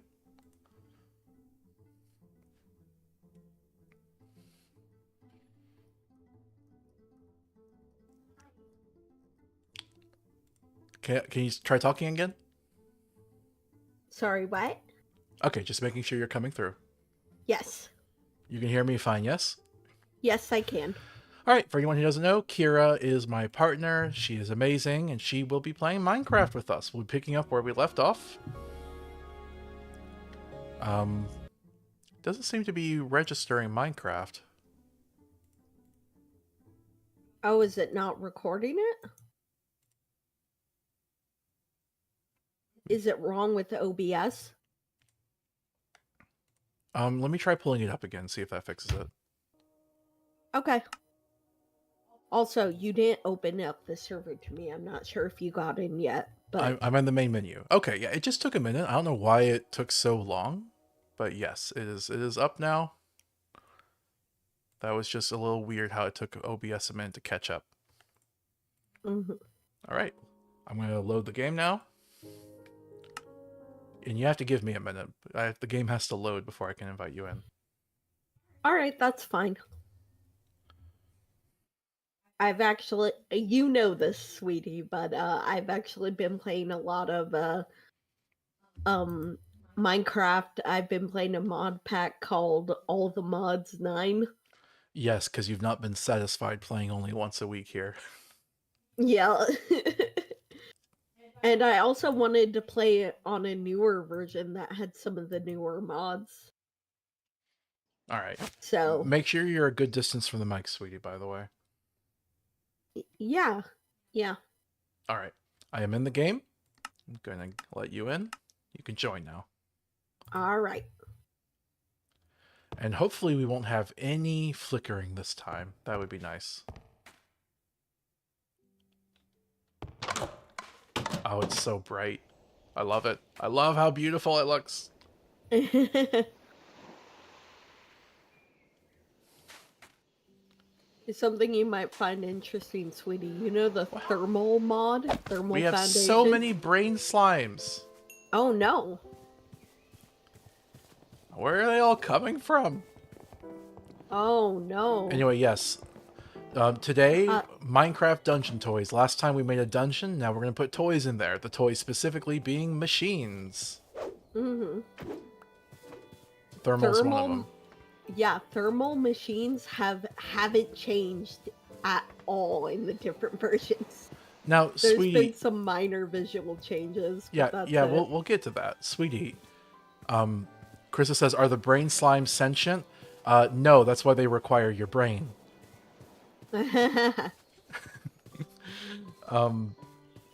You said in between streams, you said that it was possible to tame a frog girl. Oh, yes. Yes, it is. Would you like to learn how? Yes. Okay. Krista says they thought you shot. Krista says she thought they were made of slime. Nope. I mean, brain. Whatever. I messed up that one. Anyway, how do we do frog girls? Come to the storeroom. Except for, of course, consensually. All right. So, in the recipe finder, Okay. search monster, and there should be on the second page something called monster feed. Yes. Okay.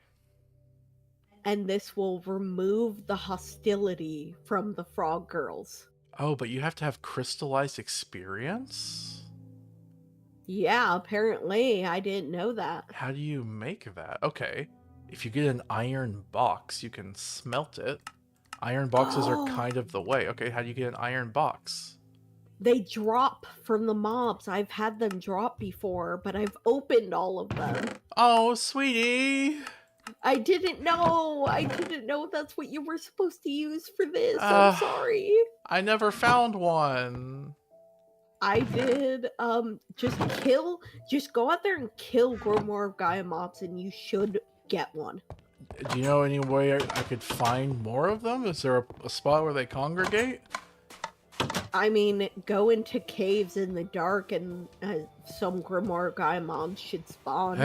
Well, that's not going to happen anytime soon. I guess I'll just have to keep an eye out for an iron box before I can tame one.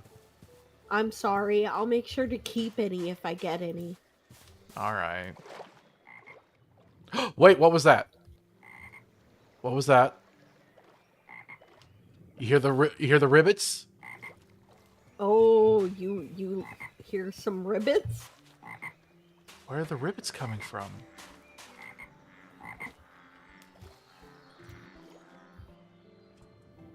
Where are the ribbits coming from? It's really hard to figure out where they're coming from. Yeah, I thought there was gonna be a frog girl, but I don't see any. Wait, it's a regular frog. Oh. Aw, man, I thought it was gonna be a frog girl.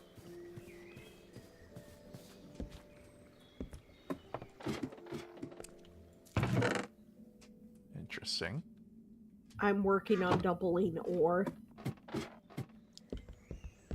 I'm getting you a bunch of iron because I assume you'll need a bunch for, machines. Okay, thank you. Krista says You're ribbit. welcome. Ribbit to you too. There's actually a character in Homestuck who becomes part frog, and she just occasionally would ribbit. And they're like, wait, why did you just ribbit? And she says, I can't control the ribbits. We have a broken nether portal right here. That's interesting. Oh, sweet. Salvage anything you can from it. Nah, it's close enough. If you need it, you can just go grab it. Oh, hippo. Okay. All right. Yep, I'm not going to find any girls right now. Time for Kyle's incel arc. Well, if I see any, I'll let you know, but maybe tonight you could go around in the dark while I stay at home and get some. By the way, I'm not actually going to do an incel arc. Mm-hmm. That was a joke. All right, let's just do the machines. All right, so this is Abby, our pet chameleon. And down here, we have our dungeon. Kira, you said you were going to make a door down here, right? A double Yes. door? Okay, yeah, don't forget about that. Yes. Krista says, boo incel arc, do the femcel arc. Isn't that the same thing, just gender swapped? Aren't femcels literally just lady incels, basically? Which is kind of weird that we need a term for that. I guess it's just because obviously most incels are guys. I really love how this looks, by the way. I'm really loving The basement? this. The dungeon looks so cool. Yes. And yes, I'm going to keep calling it the dungeon, okay? Because, live a little. All right. So now we need to figure out which machine we want to make first. I think no matter what happens, we're going to need a generator of some kind. We do have a furnace, which is helpful, but we'll need power. Yes, Okay. yes, we need power. What was I doing? Generator. Do you have a ton of iron? Is that what you're doing right now? Yes. All right. So we have cooking up at the moment. Good. So we have leaf-eating generators. Interesting. Coal. Oil. We don't have any oil, though. We do have coal. We have a bunch of redstone as well. Peat? We don't have peat. Wait, how do you make peat? It doesn't say.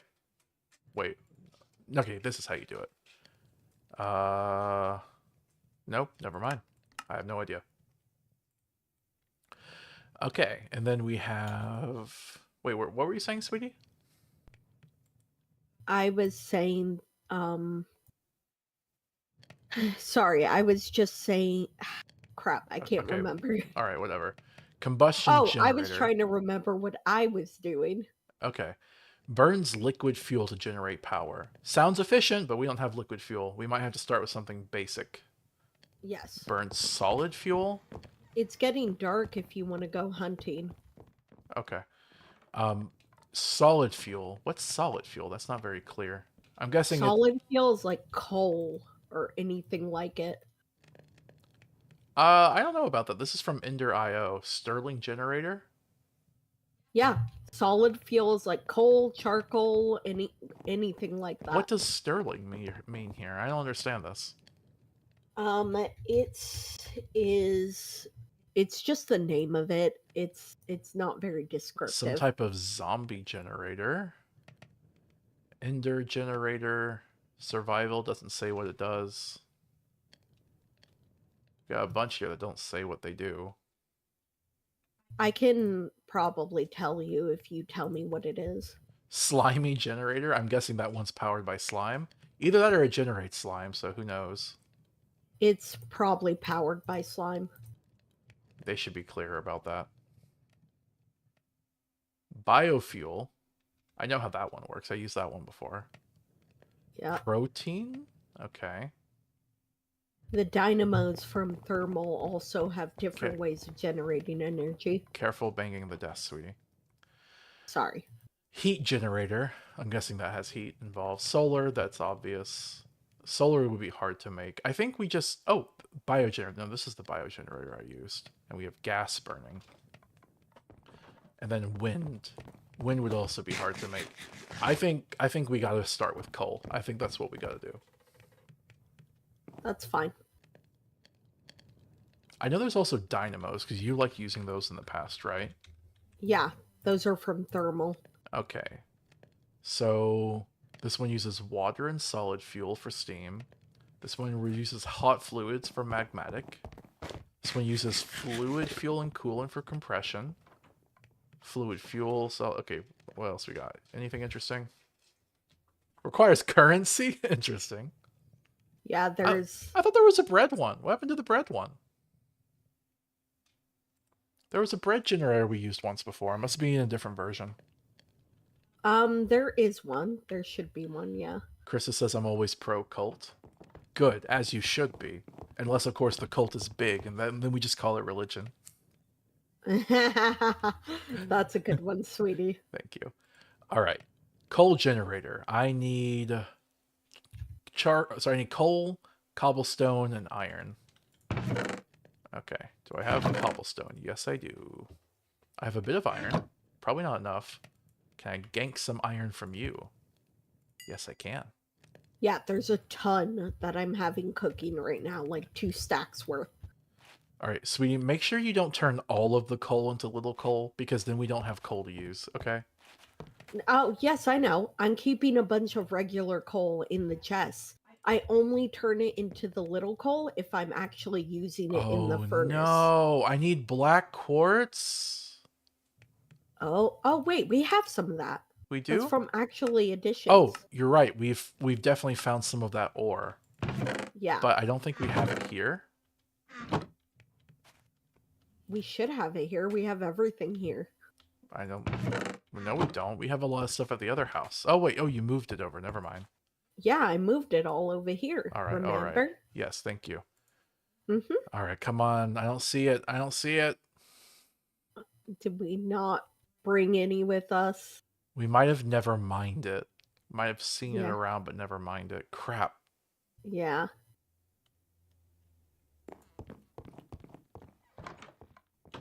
All right, I'm going to have to go mine some black quartz. That's unfortunate.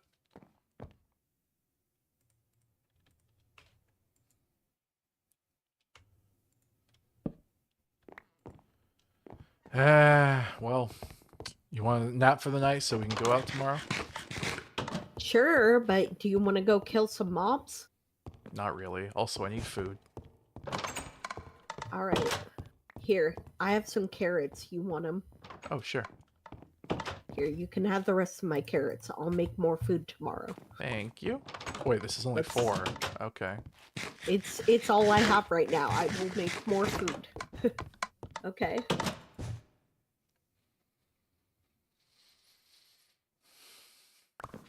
I love you, sweetie. Love you too. I made fencing for the upstairs pen if you want to see. Oh, sure. Did you ever make the other doors? No, I'm trying to decide what doors I want to make for that. But here, let me show you the fencing. Oh, nice. You can move the chameleon here. Is that what you're going to use it for? Kind of, yeah. I was thinking of putting grass on the floor here instead of these planks and also having it be a bit of a garden as well. Oh, okay.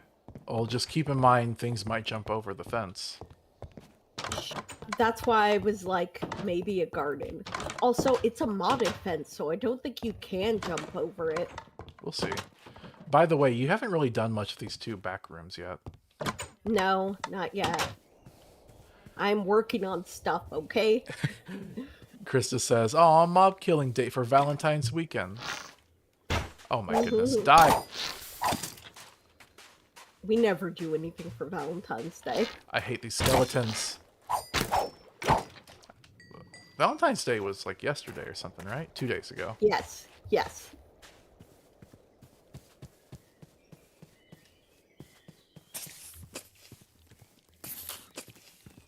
But my birthday's next week, so we'll do something for that. Yes, we will. Although you should not tell people when your birthday is. I didn't say what day it was. Alright, I think I have a mine somewhere over here.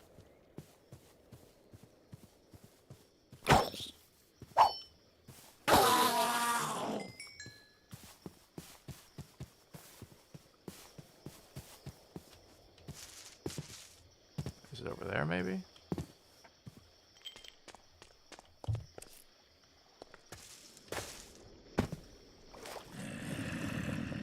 Whoa. Oh.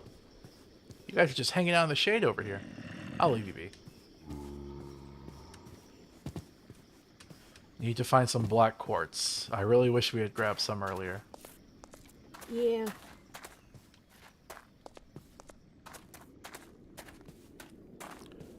By the way, our cat, Roxy, is digging on your desk. Like, she's like burrowing under the books. Oh my god. It always freaks me out when the cats start getting really scratchy. Like, they start itching themselves a lot. Because we had fleas once, and that was how that started, with them really itching a lot. So anytime she does it, part of me kind of freaks out. But, like, we've checked her for fleas. She seems to be good. She's just itchy. Aww. What? I found a frog girl and a mushroom girl, and they attacked me. Oh. And they fell into the lava before I could get to them. I was gonna try to kill them to get the drops you wanted. Yeah, you'll have to do it manually for that. I found some black quartz.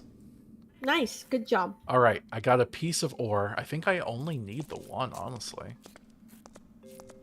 Yeah, I usually don't need much black quartz for actually additions. The cat just knocked something off your desk. What do you expect from her? She so wants attention. You fed her, right, this morning? Yes, I did. I always feed her first thing. That is literally always the first thing I do every morning. Okay. Krista says, I support the cats always. I appreciate that. Thanks for singing, Krista. Appreciate it. Mm-hmm.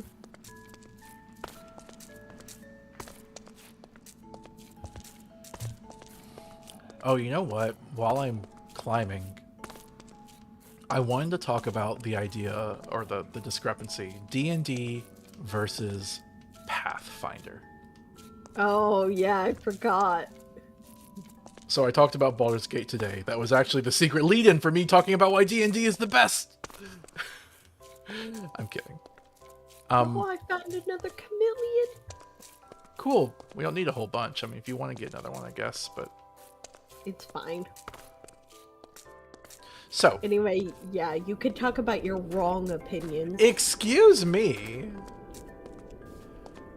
Krista says, I remember you mentioning that in the server. Yes. So, Wait, where am I going? This way. So there are people, when you talk about like which TTRPG, that is tabletop role-playing game, which one is best? A lot of people get very heated and get very passionate. I don't know if there really is a best, to be honest. I think it's a false starter. It's not something you can empirically prove. Everyone has their preferences, and yeah. Everyone gets all that, right? Mhm. A lot of people will say, don't play D&D because it's Wizards of the Coast, and Wizards of the Coast is bad. But I think one of the great things about TTRPGs is how you're able to play them without necessarily financially supporting the creators. Like, don't get me wrong, Wizards of the Coast makes bank off of D&D, and that's not going to change.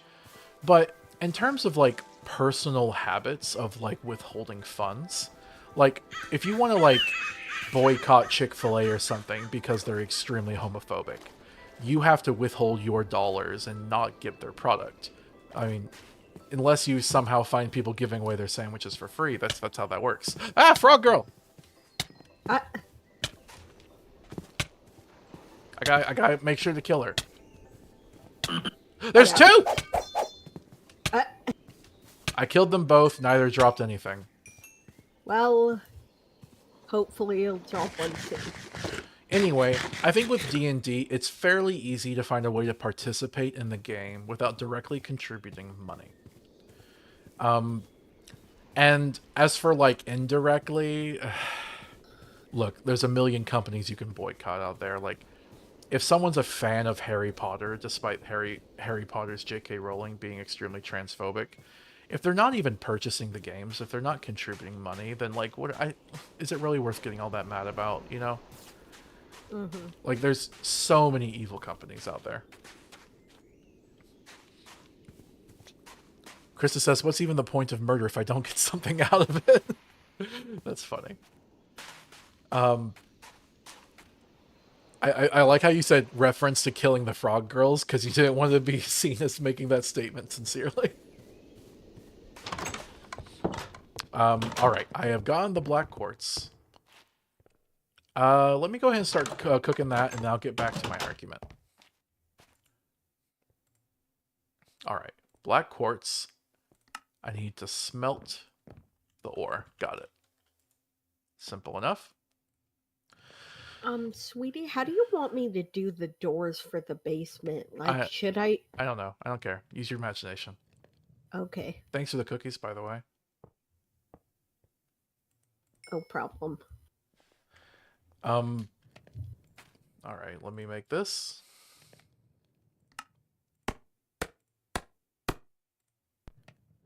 Okay, can I make the actual generator? Yes, I can. So I was hoping to spend the time talking about D&D, but instead Kira asked me questions. So I guess I'm just gonna go park myself somewhere and chat for a bit. Sorry. It's fine. It's hard to like have a detailed conversation and be actual like creative building at the same time. If I'm just like murdering things or walking, it's easier. I guess I'll walk around. I'll walk around killing things, get some experience, maybe some loot, and then I'll chat while I'm walking. Okay. Okay. So yeah, I think like people misuse the term boycotting to withholding your personal consumerist choices is not boycotting. Boycotting is an organized effort by a group, and that is not boycotting. And it's careful not to get the two confused. Boycotting can be effective, but it's like a weapon. You have to point in the right direction for it to do anything. Oh, it's getting late. So, that aside, right? Wizards of the Coast. Yeah, bad company. They've done bad things. I don't support a lot of what they've done.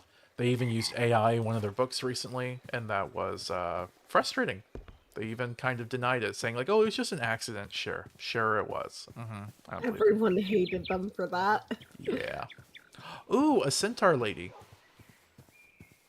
Don't kill her. No, I won't. She's friendly. Krista says, I'm boycotting peanut butter. I'm allergic. I'm boycotting Starbucks. I don't drink coffee. Honestly, yeah. Like, That doesn't describe every situation, but plenty of people do that. They say they're boycotting something and they were never going to buy it in the first place. Mm-hmm. Oh, this is a cute little peninsula. Go ahead and get the bed down. So, yeah, with TTRPGs, I feel like, yes, D&D is overrepresented, and there's a whole bunch of independent and alternative RPGs out there. And a lot of people say they're much better than D&D, and I don't have any reason to believe they're wrong about that. I'm sure there's a lot of people that have alternative formulas that do specific things better, and perhaps even make a better experience overall. There's so many, I can't attest to them. I only have a limited amount of time. Most of my experience has been with D&D or Pathfinder.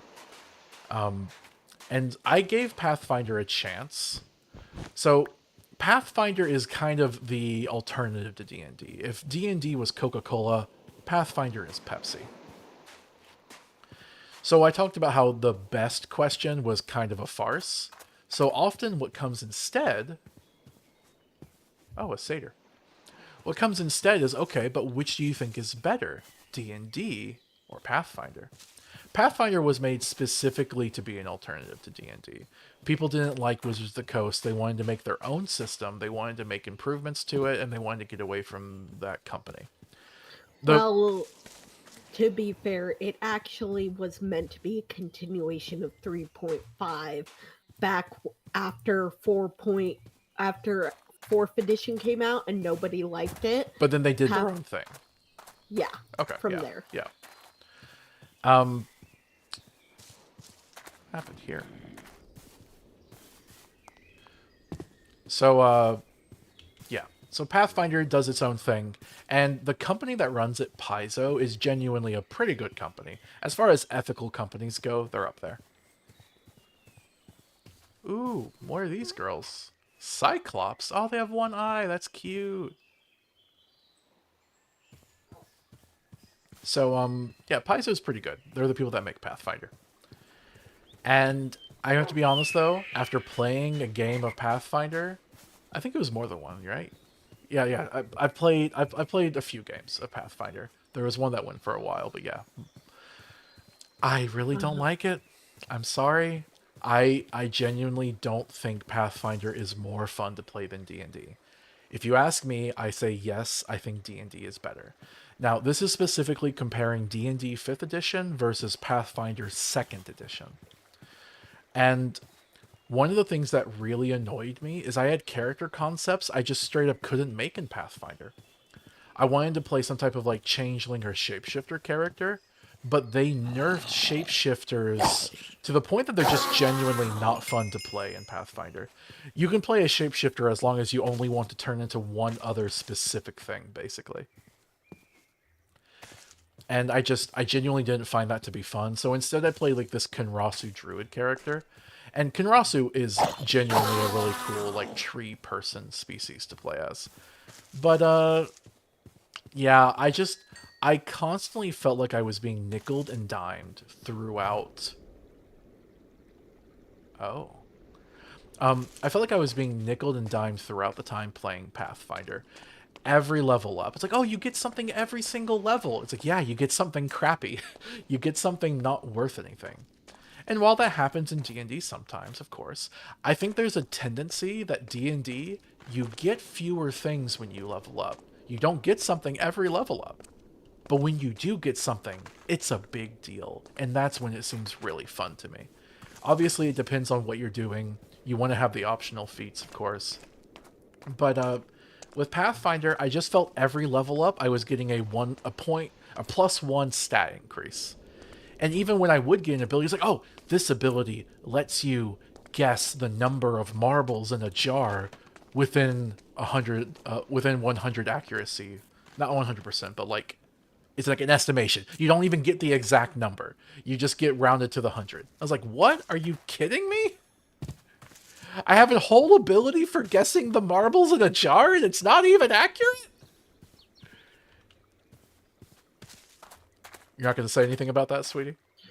I don't remember that. Well, trust me, there's a feature that you can get upon level up in Pathfinder that does that. Yeah, okay. Fair. For the record, Kira does not agree with me, obviously, on my opinion that Not D&D is better. entirely. Look, not entirely. I understand your gripes with Pathfinder, and I do think you have a point that they were so preoccupied with making sure that the top 1% of players didn't break the game that they kind of made it less fun for the 99% of players. Absolutely. Pathfinder feels like it was designed by programmers. So when people say that they think Pathfinder's better, I honestly just kind of look at them and I'm like, all right, you're programmer brained. Like, you're not necessarily a tech bro, obviously. Ooh, a snake. But you have that kind of programmer brain, which is why I think you don't fully agree with me, Kira. Sorry. Yeah. Krista says house rules in TTRPGs seem to have more potential for house roles to enhance the experience. You can also make a lot more of them. Yeah, I'm generally very pro house rule. Obviously, depends on the house rule, but you know they can be really fun. I think sometimes even limiting what you can do can make things fun, but usually that has to be because by limiting one option, you make other options more appealing. I don't like limitation for limitation's sake.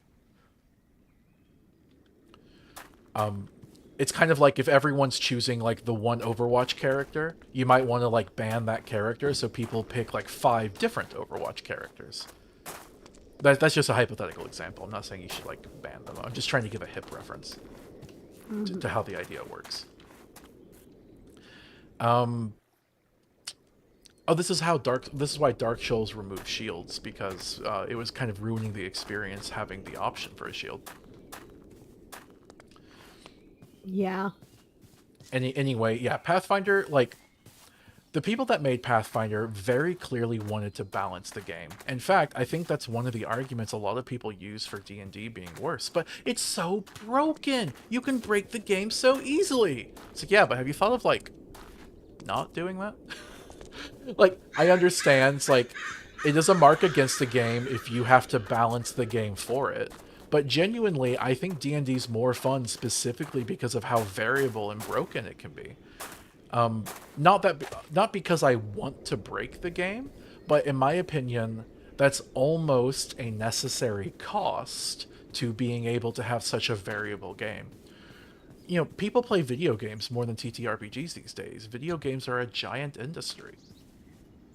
But the reason TTRPGs are appealing for so many people, myself included, was because you're not limited by a finite set of options like a video game. You have... Whoa. I don't know what that sound was. You have infinite options, theoretically, adjudicated by the Dungeon Master. And so that's why I think D&D's kind of ethos of like, yeah, here's some abilities, they might be overpowered if you stack them in the right way or whatever, is fine. I think it's a better experience to give people some really cool toys to play with. And if they're able to combine them in a way that breaks the game, I think removing those toys is unfortunate. To use the Overwatch example again, it would be like if you picked some Overwatch character, and they're a really fun character to play as, that's why everyone loves them, but then you give them a weapon, and that weapon is a really good weapon, and it just so happens that this combination is broken. Obviously, in the case of Overwatch, you might want to like specifically try to fix that broken combo, but I would be very upset if they decided to like nerf the weapon and the Overwatch character just because that was a broken combo, because then you've made everything worse for everybody. Yeah. Does my analogy make sense, sweetie? Yeah, I get that. I am lost. You gotta balance a game for the majority of players. You can't let the top tier of players, the ones with insane stuff, you know. I feel like Pathfinder is made for power gamers. Also, I think like the whole D20 system, like as you level up, your D20 gets more powerful to reflect your level up.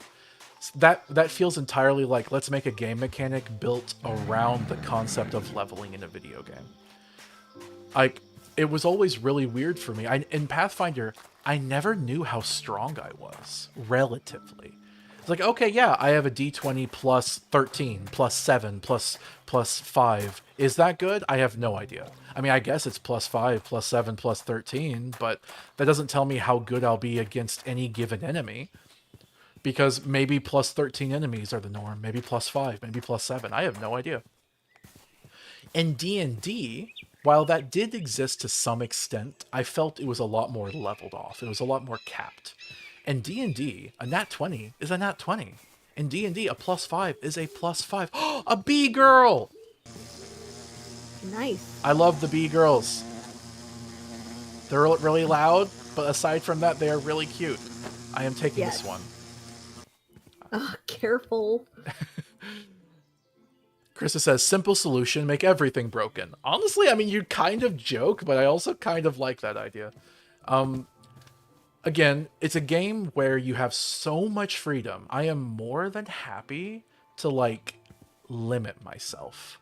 I am more than happy to, like, just not choose the broken things that aren't fun. I like the infinite choice, or, you know, not really infinite, but, like, the massive amount of choice. And so I'm fine with just excluding options that might be technically powerful, but aren't as fun. That's why I did Druid Sorcerer my first Baldur's Gate playthrough. Oh no, oh no. What are you? Why are you glowing? Sweetie, we need to sleep. Oh, okay.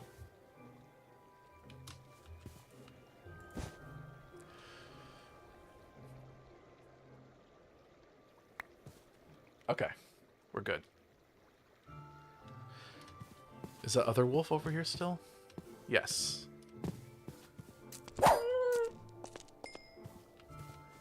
They attacked me, okay? Darklands, interesting. Ooh, a little floating island, 2 of them. I love the vertical terrain, I love the mountains. Anyway, so one thing I think you have to keep in mind here. Ooh, sleeping leopard, little kitty. Big kitty. No, main kitty, angry kitty. The leopards are eating in my face. No, why? Did you vote for the leopards eating your face party? Krista says, my genuine take, make a broken strat for every class of player. Don't prioritize one above the other. I don't think you should deliberately try to do that. I think you should just try to make fun. Just, like, for example, the level 20 abilities are already broken. But that's kind of the point. By the time you get to level 20, it's like giving you a free broken ability at the end of the game type of thing. Kind of like how in Paper Mario, if you beat the hard optional boss, you get a special badge that just makes the entire game, like, auto-win. But I want to say, my take here on D&D being better than Pathfinder is kind of a cumulative take here. I think if you have all of the content for D&D 5th edition, that is better than using all of the content for Pathfinder 2nd edition. Pathfinder 2nd edition has some really cool additional content. Like I said, I really enjoyed the Kenrasu. But I think if you were pairing that up against just vanilla D&D, just the player's handbook, or even with a few extra books, I don't think that's a fair comparison. Now, I understand the financial toll. Actually owning all of the D&D books is insane, and I'm not gonna deny that. I don't think Pathfinder's that much better off, right? I mean, I know there are free alternatives, but what? To be fair, the Pathfinder alternatives are basically official and, like, completely free. Oh, they're free? Yeah. Okay, well, I guess that's obviously better then. Yeah. But my point is, if you can somehow get all of the D&D 5e stuff, somehow, who knows how, then I think you're going to have a better experience. Because one of the big limiting factors of D&D 5e, I talk about this infinite choice. You might laugh if you think I'm only talking about the vanilla content or the player's handbook. Because, yeah, there's only so many options there. So many options presented. But if you take in D&D 5e as a whole, there's so many subclasses, so many playable races/species, that I genuinely think it's a marvelous time, a marvelous experience. And that's what, like, Critical Role does, the D&D, like, Twitch live streaming show. They use all of the content, and they have a blast with it, you know? Mm-hmm. So that is a caveat I have to give. But given that, I really like it. Some people will still get, oh no, oh no, oh no, oh no. What? I'm being attacked by a snake lady. Oh no, those are bad. I killed her. She's dead. Okay, good. I have a really good sword, thank you. Yes. Still no iron box, though. Are you sure those drop? Yes, I'm sure. Well, man, I got distracted. What was I saying? Something about a good time. Also, people might laugh if you think if they think you're just talking about the main content. That was weird.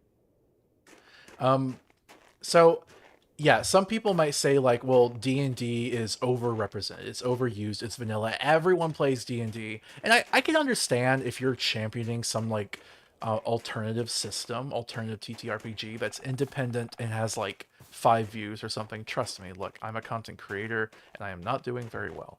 I understand that feeling very much, okay? I definitely think we need more space for independent RPGs, and I don't think that's mutually exclusive with appreciating D&D. In my opinion, D&D is basically the vanilla RPG. It is the publicly funded RPG. It's not. It should be. It's not. It's like the public domain RPG. Again, it should be. It's not. It is the one that everybody knows about. It is the default. It is yeah, it is baby's first RPG. But I using that phrase implies that there's something wrong with it. That like it's for toddlers. It's your first one. Grow up and get more RPG experience. Look, vanilla is not necessarily bad. That's a stance I've always taken. You know, mods, video games, everything. I think it's good that there's a D&D out there. There's a RPG that a ton of people have gathered around, a jumping off point, a platform to start on. It got really big during the pandemic. Oh, another one of these. It got really big during the pandemic, and I think that's good. It also has like a lot of queer representation, or not. Oh my goodness, a lot of queer people playing it. I mean, another snake lady. Can't we be friends? Selkie. Why can't we be friends? Ah! No! No! No! Phew, I almost got killed there. Oh no. Oh crap. Eldritch creature! I need to go home. This is not safe. I need food. Load. Okay. Now give me food. Oh. I didn't think you would actually just throw it at me. Thank you. You're welcome. All right. Let's heal. I'm growing some more food upstairs. All right. So what was I saying? Yeah, so I think it's good that there's a sort of vanilla jumping off point. I just don't think it should take up obviously the entire market or industry, but I think it's good to have something built on like that. And the fact there's a lot of third-party and homebrew content, I also think is wonderful and amazing. People are like, oh, don't make it for D&D, make your own thing. No, I'm a fan of fan fiction. Most of my channel is derivative content from franchises I enjoy. I fully support that. I love that. Have at it. Have fun. If you want to make something new, also great. These things don't have to compete with each other, okay? Don't what's the phrase? Don't compete two bad girls against each other, right? Yeah. Don't put two bad bitches against each other. Yeah, exactly. So yeah, that's my thoughts. I think most of the arguments against D&D are or against well, yeah, I guess against D&D in general, I think a lot of them are overblown. I think a lot of them are bunk. There are some valid ones, as I've acknowledged. And I think ultimately when choosing between D&D and Pathfinder, I think D&D just has a more fun philosophy. I think Pathfinder is going to be more your style if you're like a big numbers guy. If you have fun with the calculator type of thing. I think D&D is going to be more your style if you want to role play. And I know people say D&D is based around combat, but I don't think that's really the case. I think that's archaic. I think it was once based around combat, but I think the way most people play D&D is more role-play centric, and then they just go like, okay, we're having a combat session today type of thing. And I do think like criticisms of D&D combat as being like slow and stuff are valid, but I can tell you that was not improved in Pathfinder. My experience was no different with like how long it took. Pathfinder Yeah. combat still took a long time, and the whole like you have 3 actions thing, I also found to be kind of unfun. As a spellcaster, I found myself often just having like, okay, it's my turn. I use a 3 action spell. My turn is over now. Bye. I think the D&D system of action, bonus action, reaction is more complicated. Oh, careful, sweetie. Sorry. It's okay. I think it's more complicated, sure, and that does push new people away a bit. I admit that, but I felt it was more engaging. Like, whenever I do D&D combat, that's more fun to me than just like the 3 action thing. Because again, it's a sort of like numerification of fun, and I don't like that. Krista says Dungeons and Dragons has dragons in the game and dragons are cool. Yeah, I get it. You're getting bored of me talking about it. I'll get back to playing the game. All right, those are my thoughts. And you know, if anyone watching has disagreements, I'm happy to argue about it now, but don't expect me necessarily to argue about it off stream because I have a busy schedule. Oh, you could go see what I did down there. Oh, the pillars. Do you like them? I made them black instead of white. My only concern is they stand out from the rest of the stone. Boy, that was kind of the point. Don't they look nice though? I mean, in a vacuum, yes. I'm just not sure how much they fit the dungeon aesthetic. It makes it feel Greek. Well, I will take them down if you like. I just give them a shot. I don't know. Is there something we can do to make them fit more? Well, unless we made the dungeon itself made of black concrete instead of gray.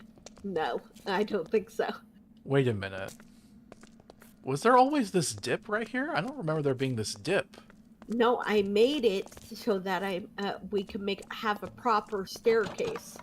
You can mine it. You can mine it out. Wait, what do you mean a proper staircase? So look, this side was completely open, so there wasn't a good place to put doors on the bottom there. Oh, Yes. I hate that, sweetie. I'm sorry. I hate it. I left it open on purpose. I liked it. It was like an open floor plan thing. Fine. I wanted you to put doors right here. Okay, fine. Not there. Fine.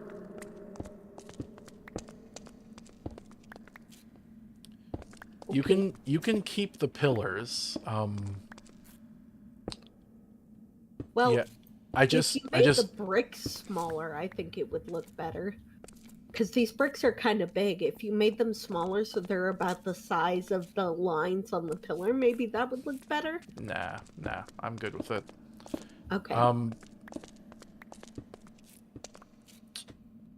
Sooty marble? Weird. Yeah, from Astral Sorcery. No, we can just leave the pillars because you insist. I think it actually looks better without that wall now that I'm looking at it. Okay. You don't have to keep him if you don't want. I just wanted to show you what it looked like. Yeah, no worries. I also think that wall you made took up a lot of space. I'm glad to have that gone. Okay. Doesn't it feel more open now? Yeah. Okay. Yeah, thank you. If you wanted, you could also move this door over by 1 and put a pillar in this corner. Although, actually, then it would be out of line with the staircase. Yeah, what about this? What if I put next to it? It's just in the way of the door now. It isn't in the way, though, because you could still go through the door. Fine. Alright. I'm gonna go do dungeon toys now. I built a generator. Oh, by the way, I have a bee girl. What should I do with her? Oh, I'm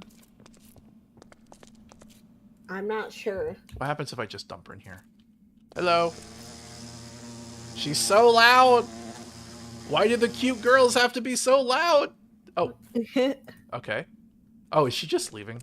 Is she literally just gonna leave? Alright. I'm gonna bucket her for now till we figure out how to tame them. Okay. Go into the Pokeball.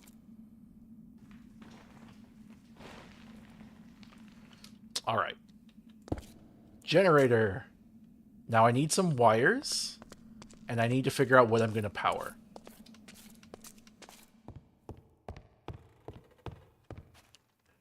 I think the first thing I should work on getting is a better storage system, right? Sure, yeah. What's that mod called? Refined storage is the one you want. Okay. Just wanted to make sure. Mhm. Okay, I think I need to do the @ symbol. Yes. Okay. So, controller. I need a controller, right? Yes. Okay, how do I make these things? Machine casing. Oh, that seems pretty easy. But I also need a processor, and for that I need to smelt. Just sneeze right into the mic, okay.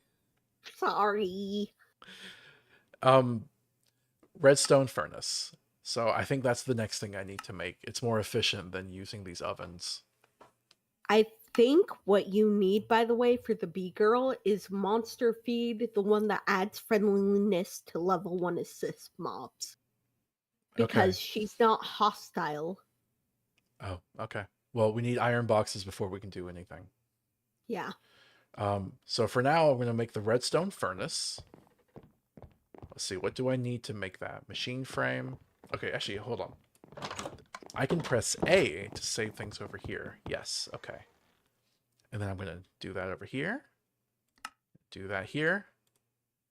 Do that here.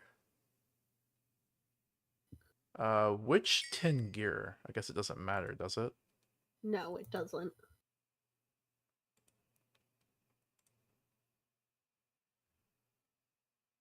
Okay. So on the tin, I'm also gonna need this thing.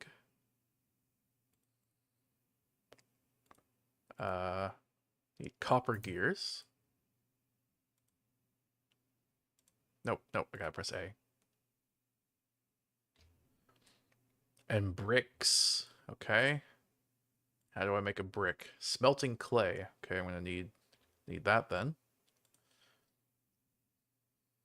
Anything else I need? Oh, I need to figure out how to make one of these. Okay. Oh, that's gonna be a pain. Oh, that's not too bad actually. Never mind. Silicon? How do I make silicon? How do you make silicon?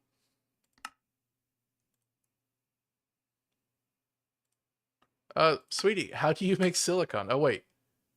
You have to make a crusher. Okay, so it's another thing on the list of things I have to make. Okay. And I'll need lava buckets, alright. Steel casing. Oh my goodness, I'm gonna need so much materials. Yep. Alright. Basic control circuit. Alright. And I'm also gonna need some cables to power all these things. So, what type of cable should I use? Basic universal cable? Yeah. Oh, wait. What are those from? That's from Mechanism. Okay, what machines are you making? Refined storage, Mechanism, and thermal expansion. Okay, then, yeah, those cables are fine. Is there a different one I should be using? I mean, you can use cables from any of those mods because they all have sets of cables. Or you could use none of them and use the cyclic cables. Oh, the cyclic ones seem easier to make. Yes, they are. Okay. Then I guess I should use those ones, right? Sure, yeah, if they're easier to make, might as well. Okay.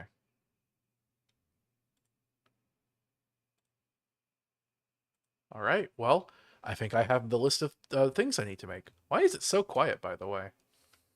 I don't know. No music. Yeah. It's weird.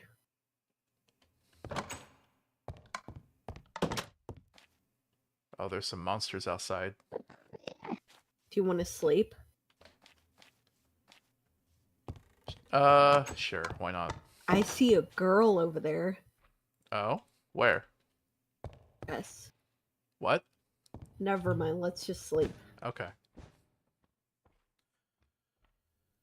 What else do I have to talk about? I have a list of things. You know what? Why don't you talk about? One of the things on the list of so I've been making like a list of stream things to talk about while we've been playing Minecraft, and one of the things on the list I put was Iron Mouse. So this is apparently some giant VTuber that Kira's gotten into a lot lately. I thought maybe you could gush about it, gush about her. I'll be the first one to admit that the reason why I like Iron Mouse is because she's a disabled short Puerto Rican woman, and like I just like her because I identify with that so much. You know? Like she represents my culture, and yeah. Krista says never thought I'd hear from Iron Mouse from you two. I just been watching her lately because I just really like how she's overcome so much to get to where she is. She's honestly a bit of an inspiration for a lot of people, and I think it's well deserved because of the absolute awful stuff that she's been through. You know? Yeah, makes sense. She has this really rare disease that causes her immune system to basically not function. So she gets infections incredibly easily. And for a long time, she literally got infection after infection and had to spend a lot of time in the hospital and completely bedridden. And she's a singer, like a trained opera singer. And for like a year, she literally could not sing because an infection had gotten her throat. And she couldn't sing for a really long time because of that.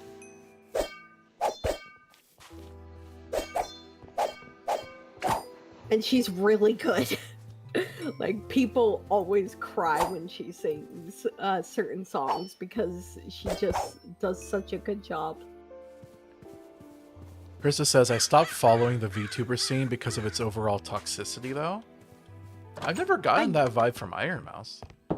Yeah, I get that, and I agree 100%. There is a lot of toxicity in that scene. I just think V Shoujo and those girls are a bit of an exception because it's like it's a company made by VTubers for VTubers. Like Melody, a VTuber, I'm pretty sure is the one who started it.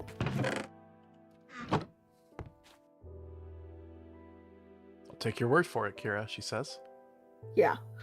And I really like those girls. They're just very authentic and very not worried about their image a lot of the time. I mean, I think, I'm gonna be honest, I think VTubers are basically a form of sex work. At least they can be, maybe not always. But I think in practice, a lot of VTubers are basically sex workers.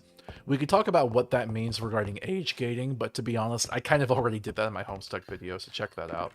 I have a whole bit in there about how, like, there's this weird age neutrality on the internet. Yeah. And while it is weird, it makes sense if you know the history of the internet. Yeah. But, you know, I don't think there's anything inherently wrong with that. I forgot what point I was working to, sorry. It's fine. in case you didn't know, Kyle, I could tell you about some of the toxicity that I know exists. Sure. Um, Basically, there's a lot of VTubers that their character is owned by a corporation. Oh yeah, I know. I'm like that shark girl was one of them.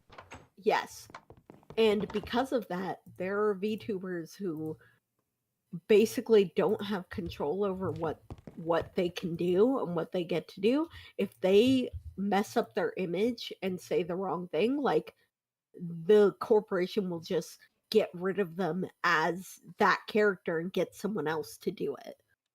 Yeah, that sounds dystopian. Like you literally don't even own your own self-image. Like you're like the way Yeah. you present yourself online is a role you're playing, but it's such an intimate role. Like personally, like you get to know somebody so much and then you just hollow their soul out and get someone else to play them.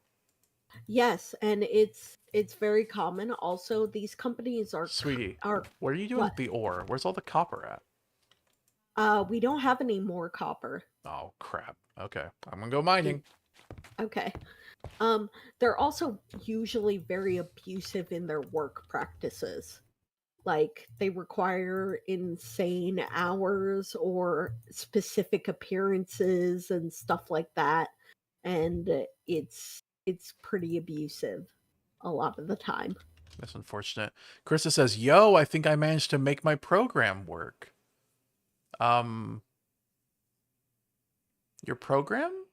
Like, are you programming something? I don't understand. Anyway, continue, Kira.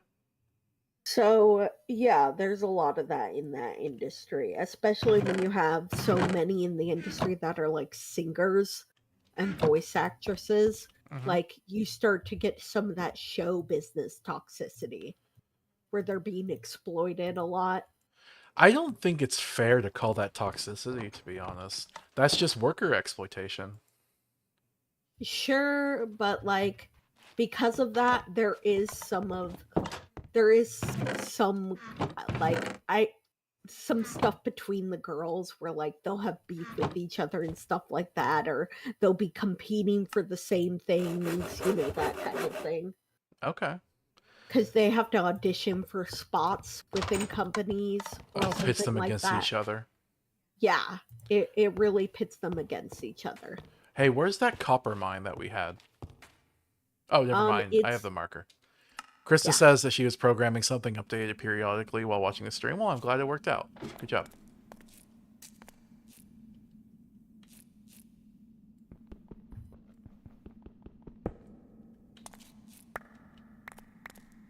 All right, that should be So, enough. yeah. You can keep talking. You don't have to stop. I try not to speak authoritatively on this because I haven't done much research into the specifics, but like just from watching the people I've watched, I like can sort of pick up on this stuff.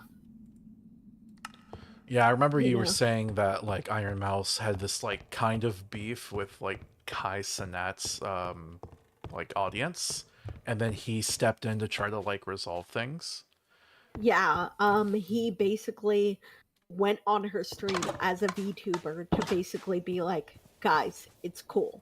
Because she won an award. She was like top streamer that year. Like literally the most subscribed, the most watched, something like that. Yeah, and I'll be And honest, everything I've heard about this Kai person, he seems to be not great. yeah, sure. So that was just surprising for me to hear. Hmm. I think from what I hear, like he's kind of like leveled out his brand image as he got more popular. So like he tries to not be political and stuff like that. But I heard some stories from before he was like the biggest guy around, and they were not great stories. Like, yeah, he was I don't know. I don't want to spread rumors around. I just heard not bad stuff. Yeah.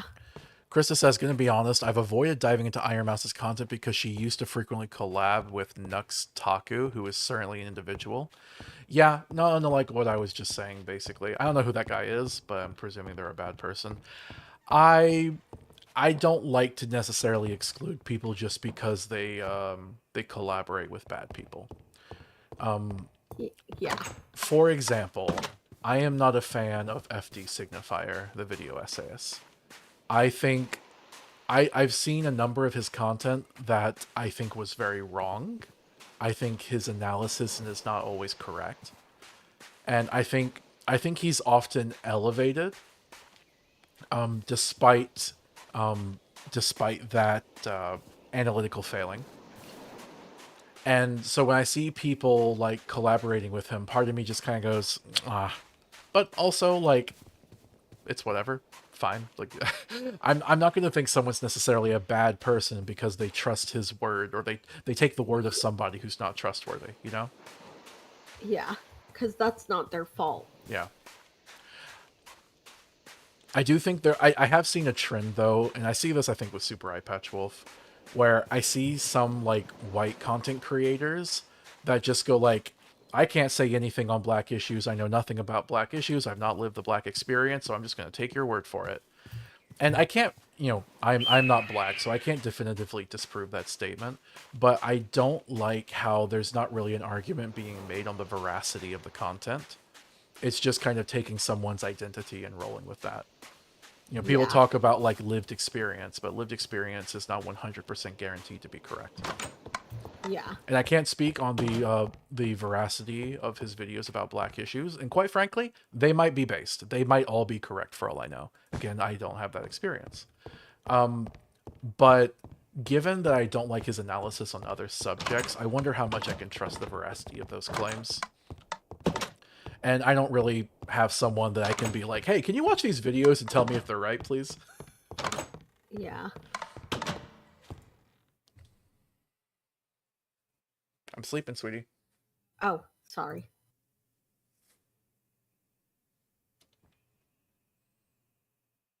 I'm trying to make a bunch of bread. Oh, so we have a bunch of food? Yeah. That's what I'm working on currently. I have been enjoying the Not Like Us Kendrick Lamar song, and I want to watch a video that just explains what all the references are, because there's so much in there. Like, it's like an academic thesis. Yeah.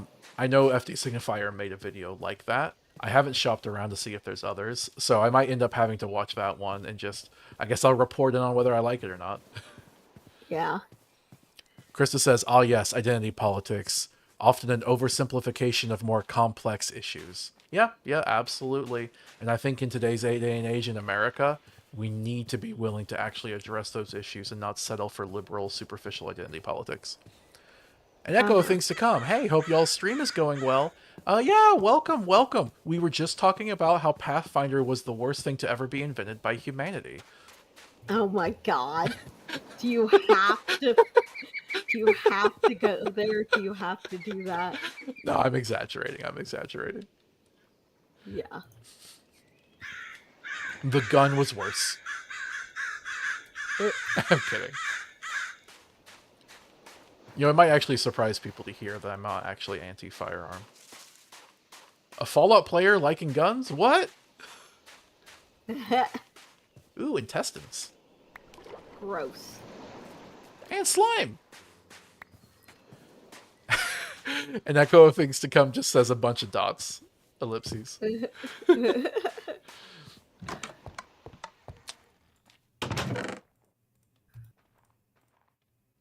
Okay, I need to cook this,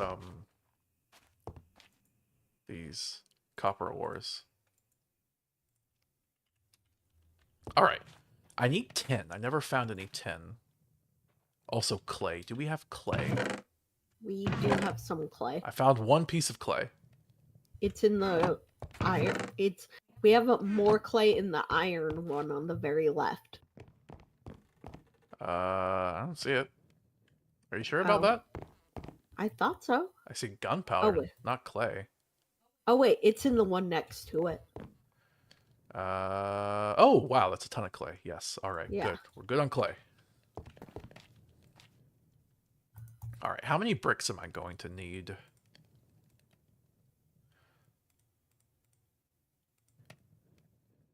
Okay, I'm going to need 2 brick blocks. And I'm going to need a bunch for stairs. So I could probably stand to overdo the bricks. All right. Let's get Hold on.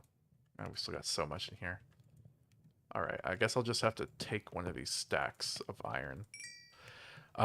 Let's get a whole stack of clay going. Or a whole stack of bricks. We'll find use for it Okay. eventually. Okay.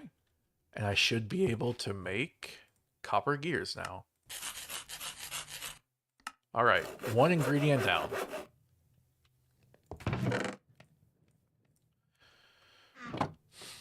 Alright. And like I said, we still need 10. Oh, you know what? I think I could make this thingamajig here. I only need one, so I just need one gold brick. I think we have one somewhere. Yes. Oh, wait, redstone. Where's the redstone at? Here's the redstone. Got it. Okay. That's another thing off the list. You know what? Here, let me just remove them from the list so I know they're done. And I guess, how's the bricks going? Oh, that's going to be a while. I guess I'm going to have to get 10. Also, I need osmium. Oh, we steel! Could upgrade. We could upgrade a lot of these furnaces. Oh, crap. I'm going to have to make steel. Yeah. I'm going to have to get a pulverizer? Wait, no. No. No, come on. No, no, no, no, no. That can't be it. Okay, hold on. Maybe there's a better way to make steel.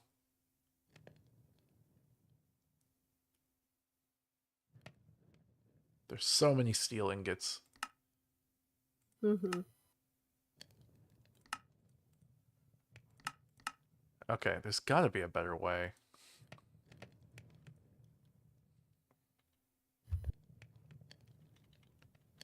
Let me just add all of these to the list so I can see which one might be better. Okay. This one, you just combine it from nuggets. That's not helpful. That one's not useful either. Oh, steel dust. Okay, that might be better. All right, we'll need a metallurgic infuser. Oh, this is gonna be something. All right. Let me see. So which one is this one? This is the mechanism one. Sweetie, if What? you just crush some iron and coal, you can combine them into steel dust. That's not how this works. What are you talking about? If you look for steel blend by base metals, Okay, let's try the base metals one. and if you use a crack hammer, you can get the dust. Steel blend. Okay, okay. Here, I'll do it for you. Okay, fine. You want to work on that? Give me some steel dust? Yes. Okay, let me tell you how many I'm going to need. I'm going to need, let's see, 4.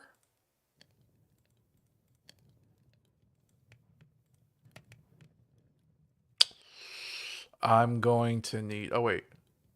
No, that's not the cable we're using. Crap, which cable is the one we're using? This one. This is the cable we're using. Nope. This one. There we go. Okay, so I don't need steel for the cable. So I just need those 4. Wait, do I need... No. Okay.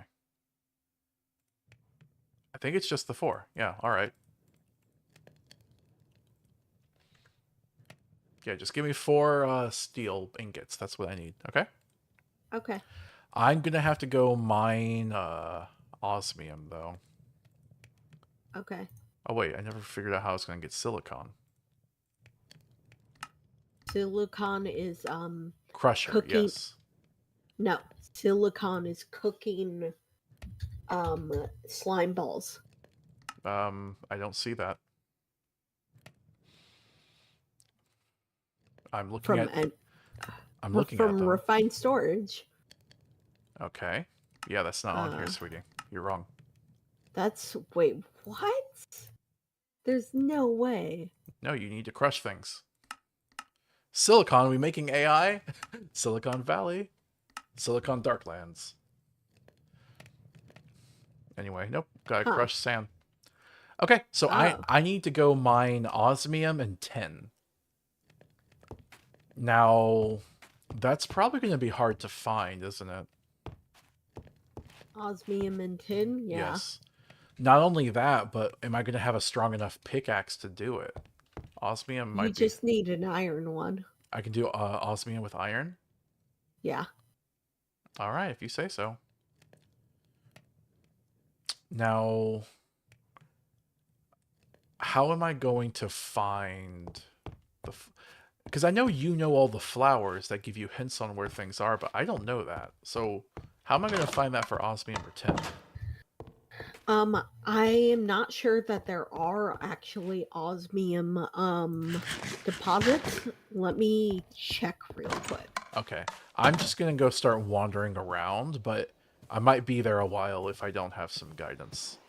I will give you some guidance, but you could make an ad finder to find metals. A what? It's a compass that shows you where metals are. Okay. Let's see, tin.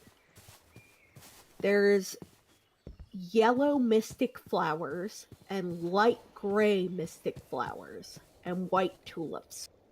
That's for tin. Okay. There is a note thing in this game. Press N and you should be able to make a note. So you could just write a note and pin it to the screen so you don't forget. Okay. So, tin, can you tell me what it was again? It is yellow mystic flowers, Okay. light gray mystic flowers, Uh-huh. white tulips, Uh-huh. and opal glow roses. And I have to look for all 4 of them in the same place? Not all 4 of them might show up, but a combination of any of these 4 indicates it. Okay, okay. Yeah. And what about osmium? Is there one for osmium? Let me check. No, osmium is just around. Wait. How do I remove it? How do I unpin it? You can just go to the note screen again. I found out. Yeah. Osmium doesn't have flowers because it doesn't have large deposits. Okay. So you'll probably just find osmium laying around. Butterfly. Alright, sleep time. Yep.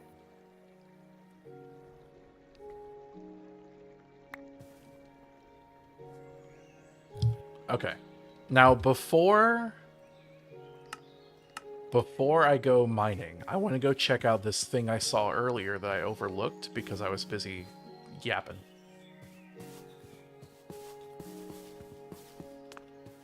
Yes, here it is.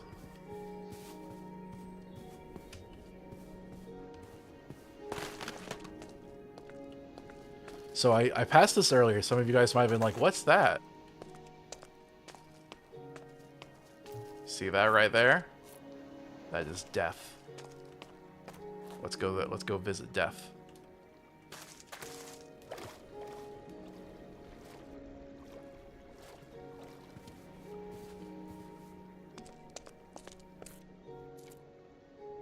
I forget, how much steel did you need again? I'm busy. Okay. I'm visiting death.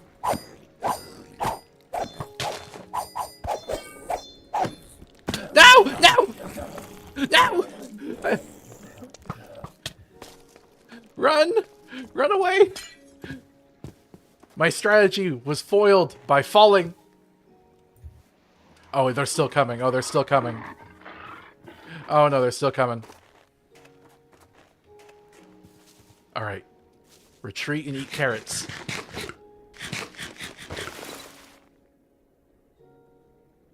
Okay. Ranged weapon time.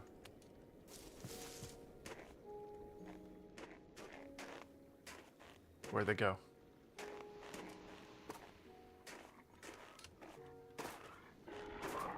I hear it, but I don't see it. Oh, wait, that's a leopard. Okay.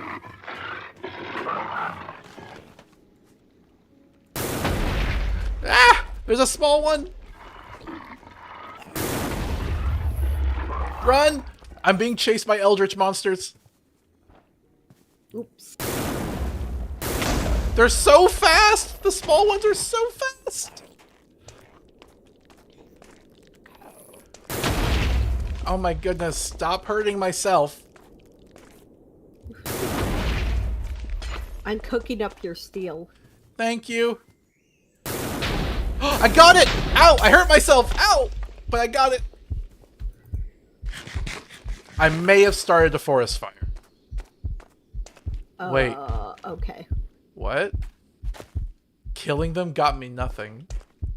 Ha! That's what you get. Oh my goodness, it's a big forest fire. The daddy's coming. The daddy's coming. Run, run.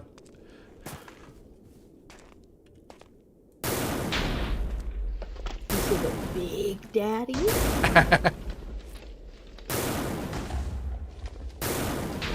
It's slipping on the ice. Oh. I think the game is chugging with all the fire. Makes sense. Man, I really burned down this forest. Please tell me it's not near our home. It's a little bit away. Got it! Okay. Killed the daddy! Don't, oh no, don't burn the loot. Don't burn the loot. Don't burn the loot! Got it. Got whatever it was.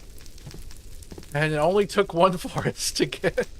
Not very environmentally friendly of me, Krista says. What did I get? Shoggoth flesh. Yes, eldritch stuff. Oh my goodness. Oh my goodness, this is such a big fire.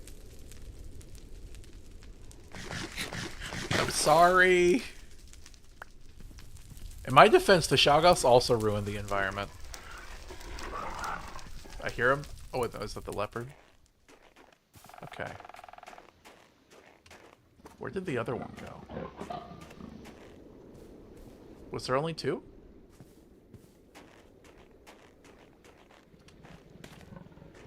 I wish I had a shovel. Oh wait, I do have a shovel.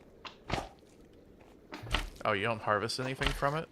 Oh, I got a worm. Okay. There is another one.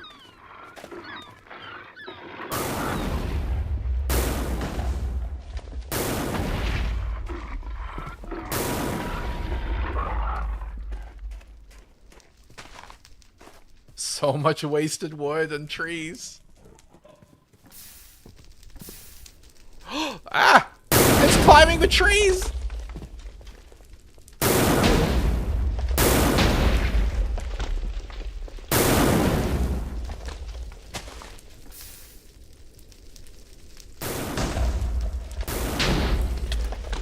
Oh, crap, crap. I think it shot me. I think it has a ranged attack.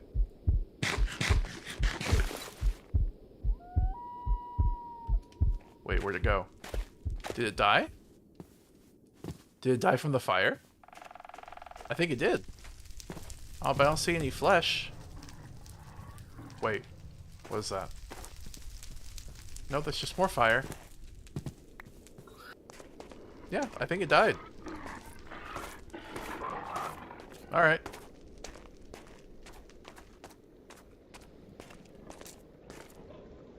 Leopard, you might want to get away from the fire. Alright, switching to melee. Oh, there's still one in here. I see you, bud. Wait, two? Oh no, oh no, oh no, oh no, oh no. Oh crap, oh crap, oh crap, oh crap.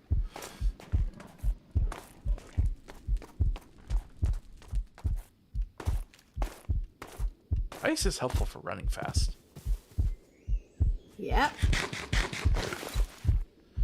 Okay, I need to heal.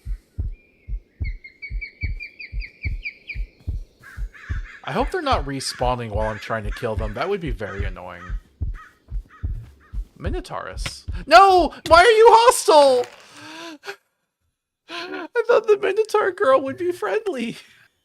Nope. Apparently not. That's so frustrating.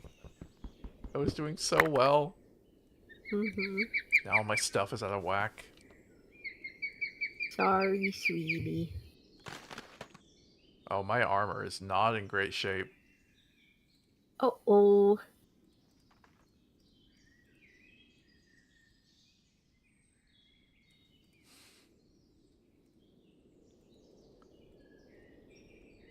I hate it when strangers kill me in public. Yeah. Yep, that's frustrating. I think she left though, so it's fine. All right.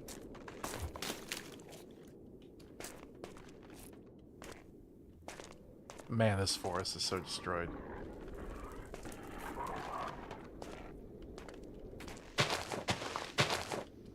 Oh, this tree's fine. Never mind.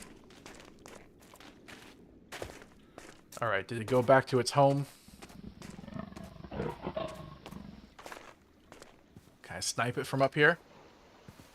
I cannot.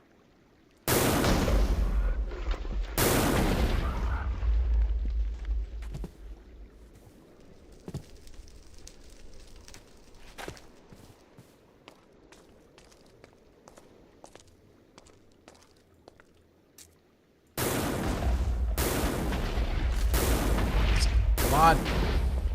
There's so many down there. This does seem to be kind of working as a fire in the hole type of situation. Oh.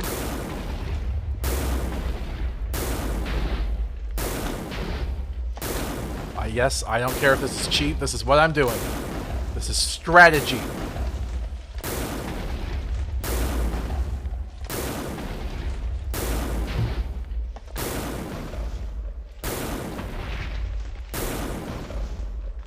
Seem to kill one.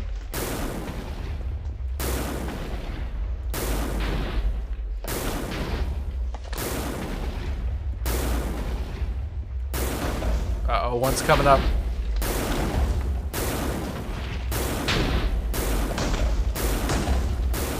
Ah!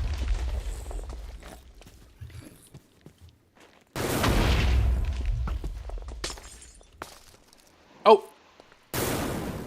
Okay, got it. No flesh this time, though.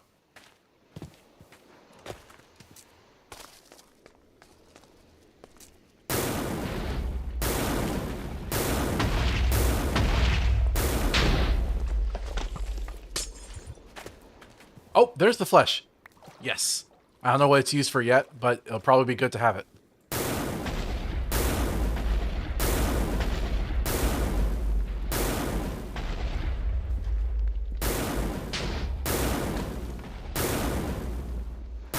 Oh no, they're in the water.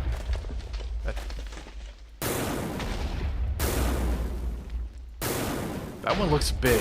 I think it's bigger than the other ones.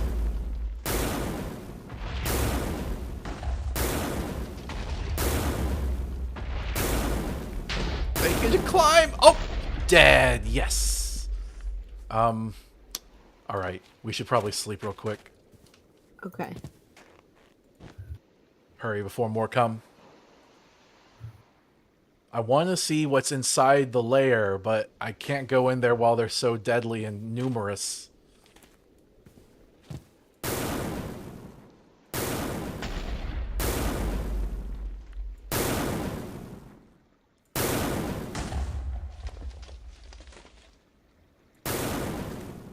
Okay, okay.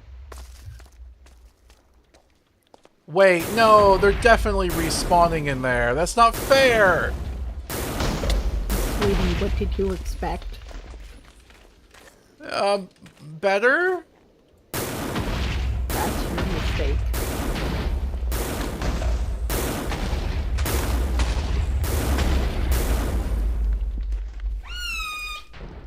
Hi, whale.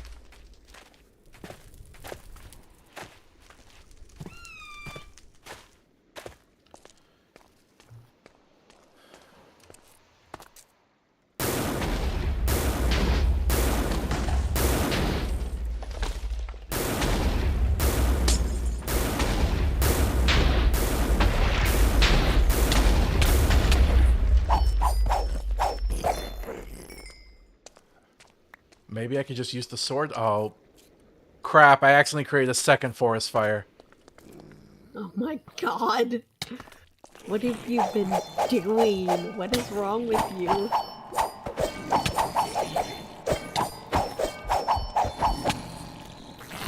Yeah, I feel like that's doomed to fail. Man, I felt so proud of myself.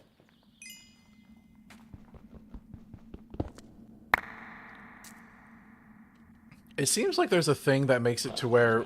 Oh, come on, really? There seems to be a thing when you respawn to an area, it just despawns everything there, which is good. I'm glad. Whatever, I'll take the victory. Wasn't how I expected to get it, but whatever. Yeah. Alright. Oh, it's the biomass here? Is that what spawns them?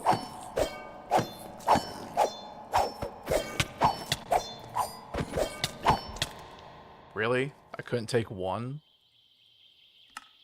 Whatever. Alright, let's just mine this up. Or not.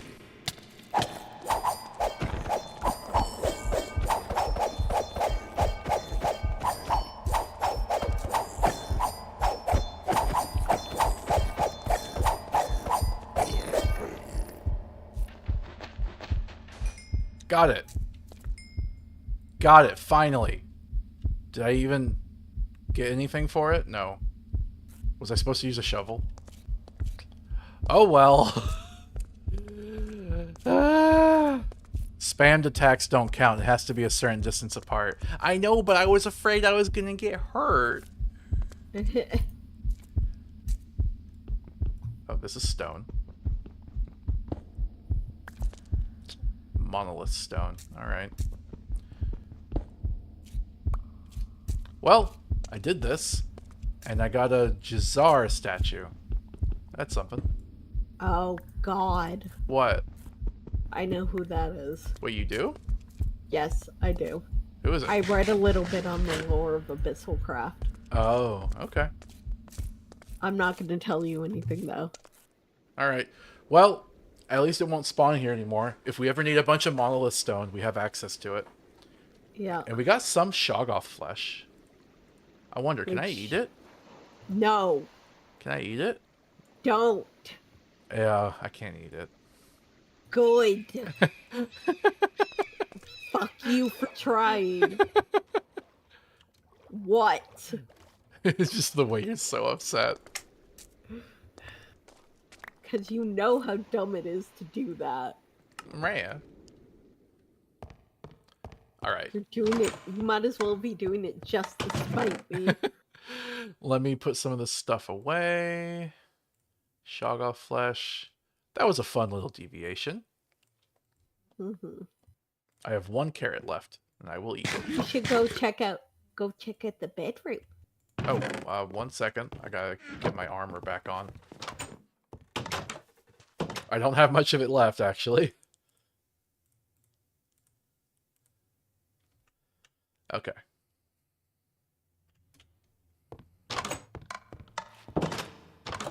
Oh, this is cute. You like it? Yeah, look, I'm sitting in the chair. Yes. Nice. How do I get off? You There like we my go. decorations? Yeah, it's very cute, sweetie. Thank you. Great job.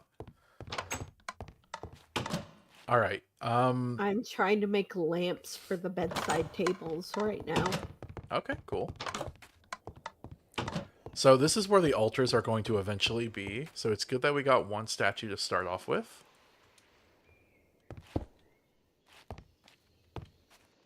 There we go. Just hold on to that for now. Wait. Okay, he's holding a book. For a minute, I thought he was holding something very different.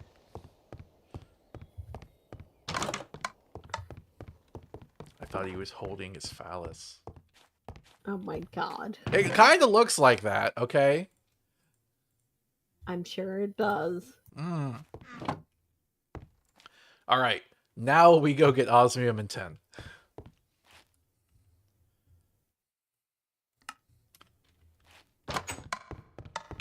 Oh, mushroom girl. How do I recharge the engraved thunder? Do you know do you have any idea? What do you mean by recharge it? Because it's almost empty now.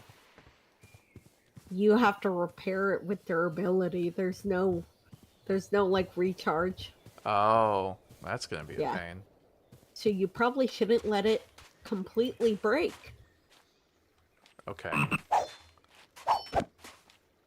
Are you gonna listen to me? I'll not use it right now. Happy? Yes. All right. I'm really glad you fixed the flickering issue. It looks so beautiful with Oceano. I don't know why anyone else uses any other shader, except if Oceano's unavailable. I want to eventually start going to other worlds. I just know we need to have a good home base to come back to before we can really do that. Yeah. Oh man, I am out of food already. That's not great. There's a bunch of bread in one of the furnaces for you. Alright, I will go back home. I thought the cookies would last longer. They did not. No. In one of the furnaces, you said? Yes, the one on the left that is separate from all the others. Ooh, thank you. You're welcome. I made a lot of bread. Thank you. I guess you could say you're the breadwinner. I keep you fed, don't I? That's not really how people usually use the term breadwinner. Bread cooker, I guess. Mm-hmm. You know, I was actually thinking about taste the other day. I think the way that we conceptualize taste is incorrect and incomplete. Oh. Yeah. I mean, most people our age probably remember seeing the tongue diagram of the 5 different tastes. And they sometimes added the 6th one, umami, as well. You have to like dry, bitter, spicy, sour, sweet. Obviously, that chart is wrong. That's not how tongues work. But people still often think of those as just like the 6 flavors, you know? Let's see. Yellow mystic, light gray mystic, white tulips, opal, glow roses. Should probably go try digging somewhere else besides the one mine I already made. Yellow mystic. So yellow, white, and opal. What color is opal again? It will just say opal when you hover over okay, but it. what, what color is that? Kind of white, kind of rainbowy. If I just found white tulips, is that a good spot to start digging or no? Just white tulips? Mm-hmm. No.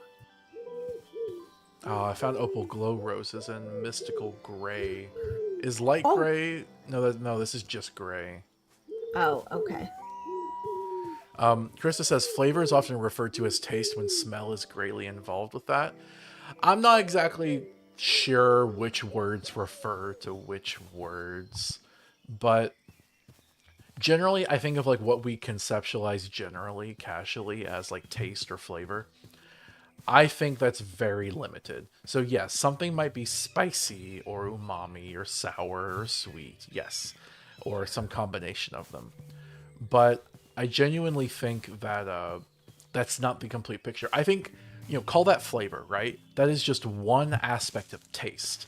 The 2 other aspects are temperature and texture. Because genuinely, I don't think people take temperature into account. People are like, oh, well, I like this hot, I like this cold. Like, that's part of the taste. That's part of why you like it or don't like it. A cold beverage is a different taste than a hot beverage. Same thing with, like, food or meat. Most people don't like cold meat unless you're, like, one of those raw beef enjoyers, in which case, sorry, you're a weirdo. Ooh, an egg. Pigeon egg. Let's hatch it the Minecraft way. Whoa! Why are you here? I got a present. Okay. I made your steel. Thank you. That's so much. I needed 4. Oh. Well, hey, you got a lot more in case you need it. Thank you. Sleep. You're welcome, sweetie. I made you a lot. I really appreciate it. I'll use it eventually. Ooh. Oh, I'm gonna see what's under here. Blue jay? Oh. Robin? Ha! I found diamonds. Really? Where? Over here. Look. Oh, in here? Yep. These often have a chest hidden under the pillar. Okay, but can you not leave floating blocks like that? It looks hideous. I will put it back. I just wanted to check. Including the logs? I didn't take away any logs. Oh. There, I put the pillars back. All right, thank you. You're welcome. Anyway, so the second is flavor. The second is temperature. And the third is There's a texture. village. Nice. I'm heading to the village. Okay, what is this? Azure? Mystical gray? But texture is, in my opinion, just as important as whether something is spicy or not.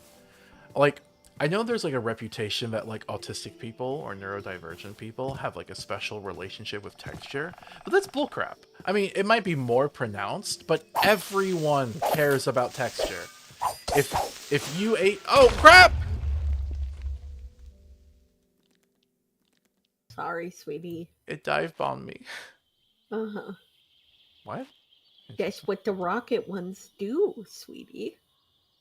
It was just very sudden. Yeah. Oh, nope. Latest stuff. I hate teleporting like that because it feels like cheating. I thought we turned griefing off. Didn't we? Yes, we did. It exploded a bunch of dirt, though. Oh, it did? Yeah.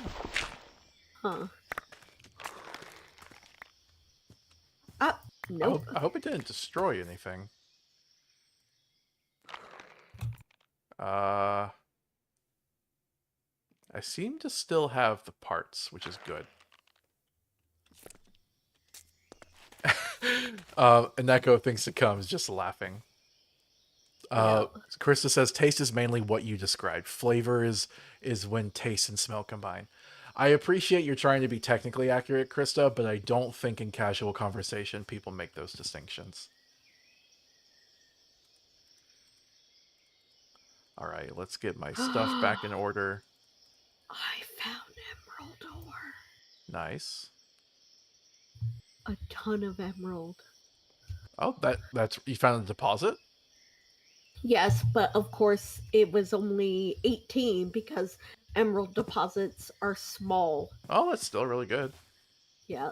You know what? Let's put some of this wood back.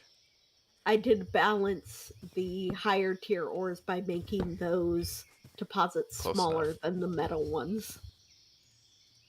No one will ever know. Okay, what's your business here? I know you're a faker.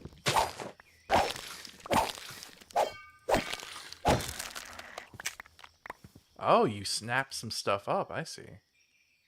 Ooh, what is this? Amaranth. What's it taste like? Oh, I'm full. I can't eat it yet. Well, it'll be there when I'm hungry.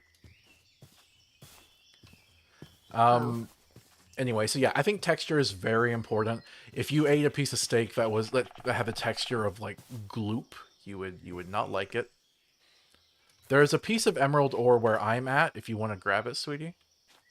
I'm good. Okay, I can't mine it. Okay. And so yeah, I just feel like people should account for that more. Like that's why carbonation is basically part of a soda's flavor.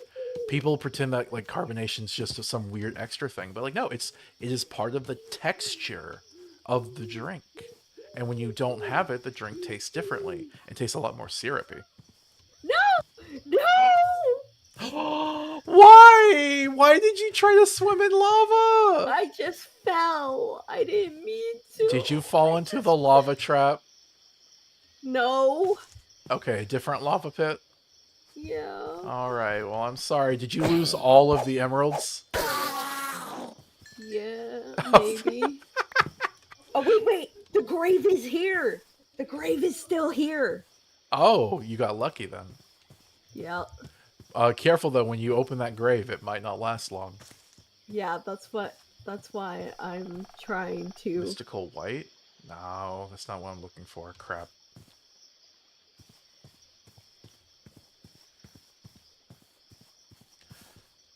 Krista says the grave mod is so convenient for that. Yes, it does feel like cheating, but what's worse is having to literally start all over from scratch. That's no fun. No one wants to watch you do that. So it's a trade-off.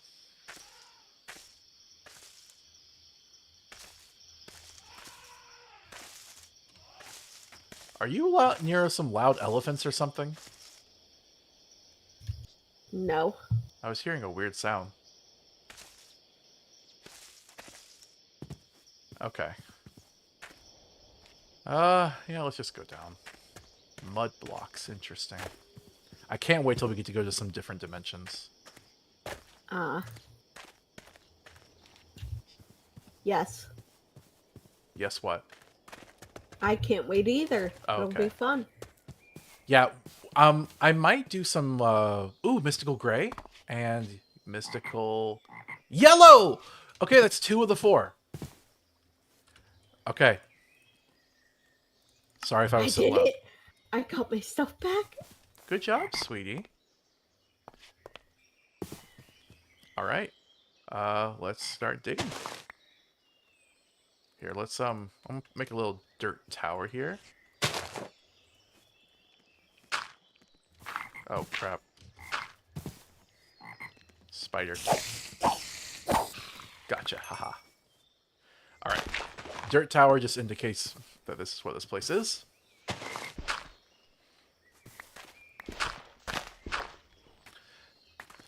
Anyway, we might do some stuff off screen. We'll see.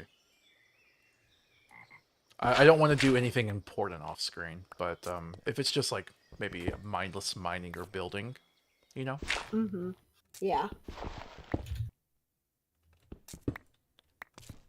I'm still very freaked out by why dirt blocks randomly appear sometimes.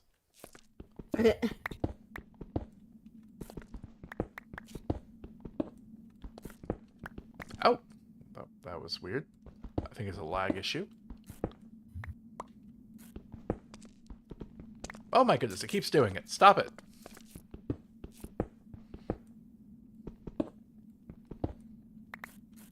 What? Weird. Mindless building is good when needing to rant on stream, though. That is true. That is true. Unfortunately, I did most of my rants already. Yep. What else I got on my subjects? Oh! I could talk about how The Matrix 4 was good and based, and how people hate The Matrix 4 because they're wrong.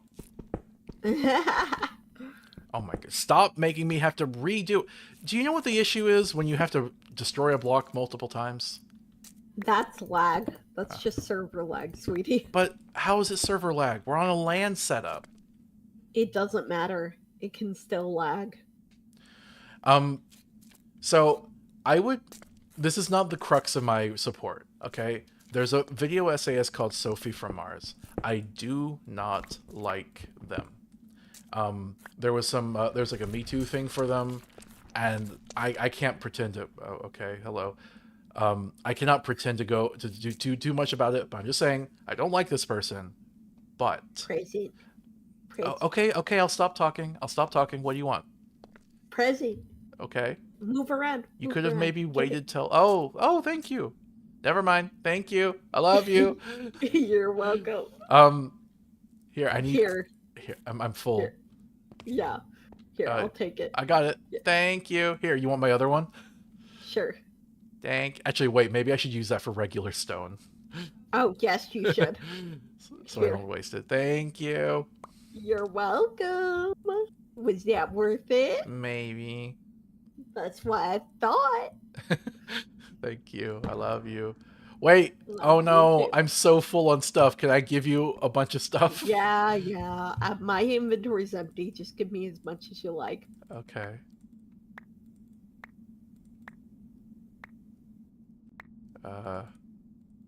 That's a lot of dirt.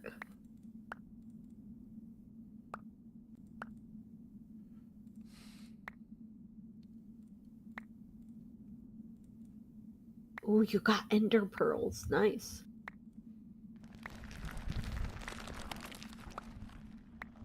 Jesus Christ.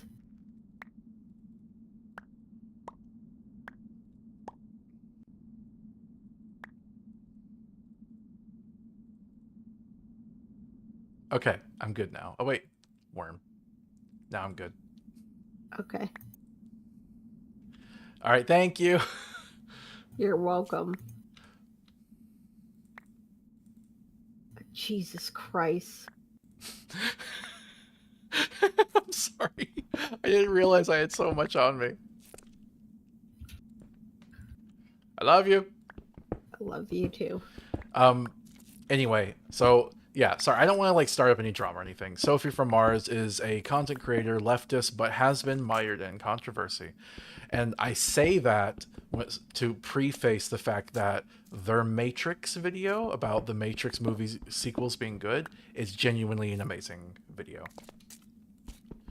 So, whatever drama nonsense, I don't want to get into all that, but the video is really good. So if you want to see a video about why the Matrix movies are good, I would highly recommend that one. Can you rest? Sure. Why? Just want it to be morning. Oh, it's late. Yeah. Anyway, the gist of it is, the first Matrix movie was good, and it is recognized for being such, including by people that don't understand what it was actually about. The second and third Matrix movies, though, were also good. A lot of people say, in retrospect, years later, that the movies weren't good. This is bullcrap.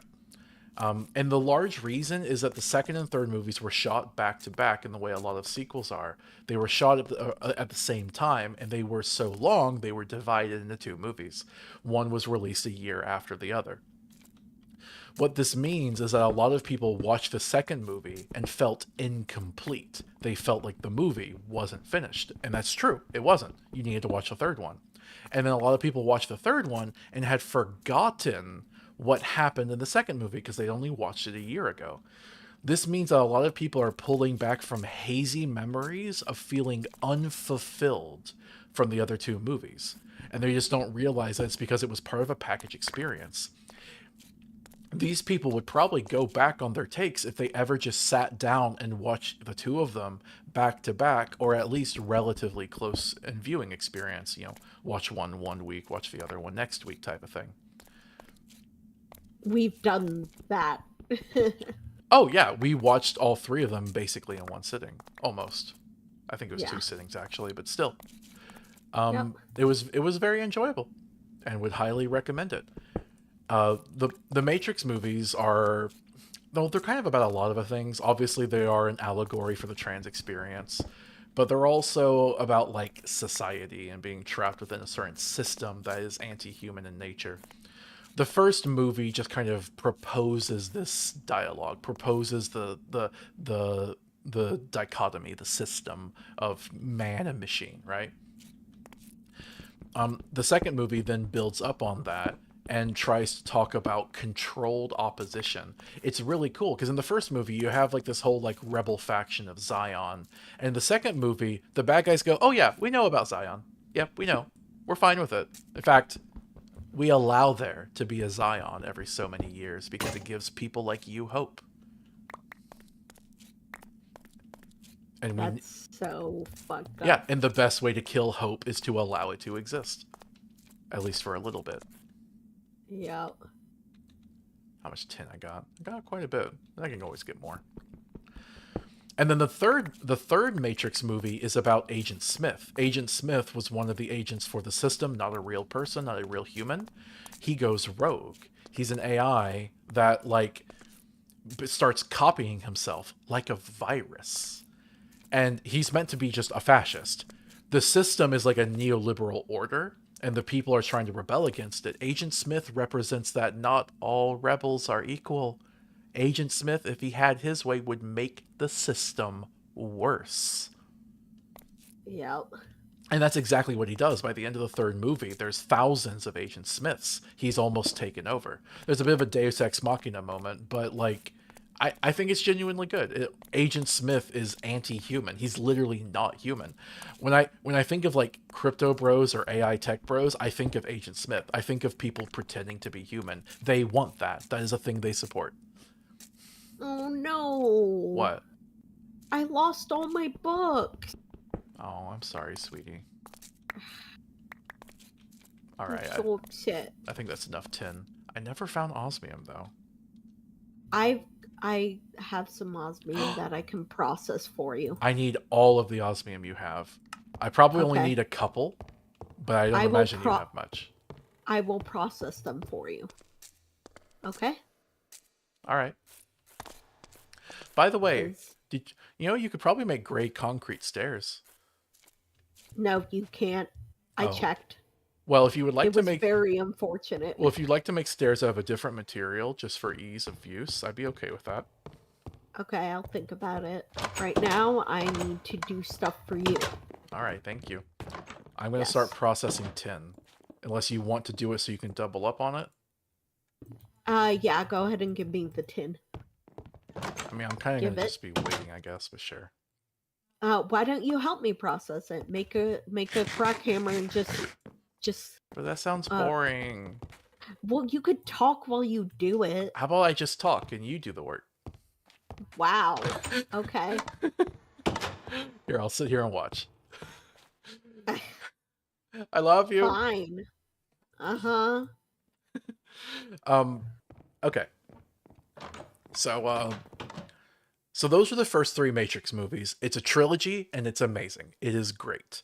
I highly recommend it. If you liked the Matrix movie, like if you actually liked it, if you're not just one of those right-wingers regurgitating memes about the Matrix because you think it backs up your ideology and you've never actually really appreciated what it was about, bleep you. But if you actually enjoy the Matrix movies and think they have something really powerful to say, I highly recommend you rewatch or watch the second and third movies.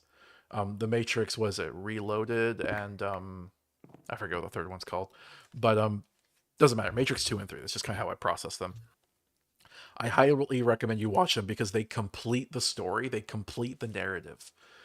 But 10 years later, they made a fourth one, Matrix Revolution, I think. Whatever. But they made a fourth one. And in this one, Keanu Reeves, the main guy, Neo, is like 10 years older. He has facial hair and stuff.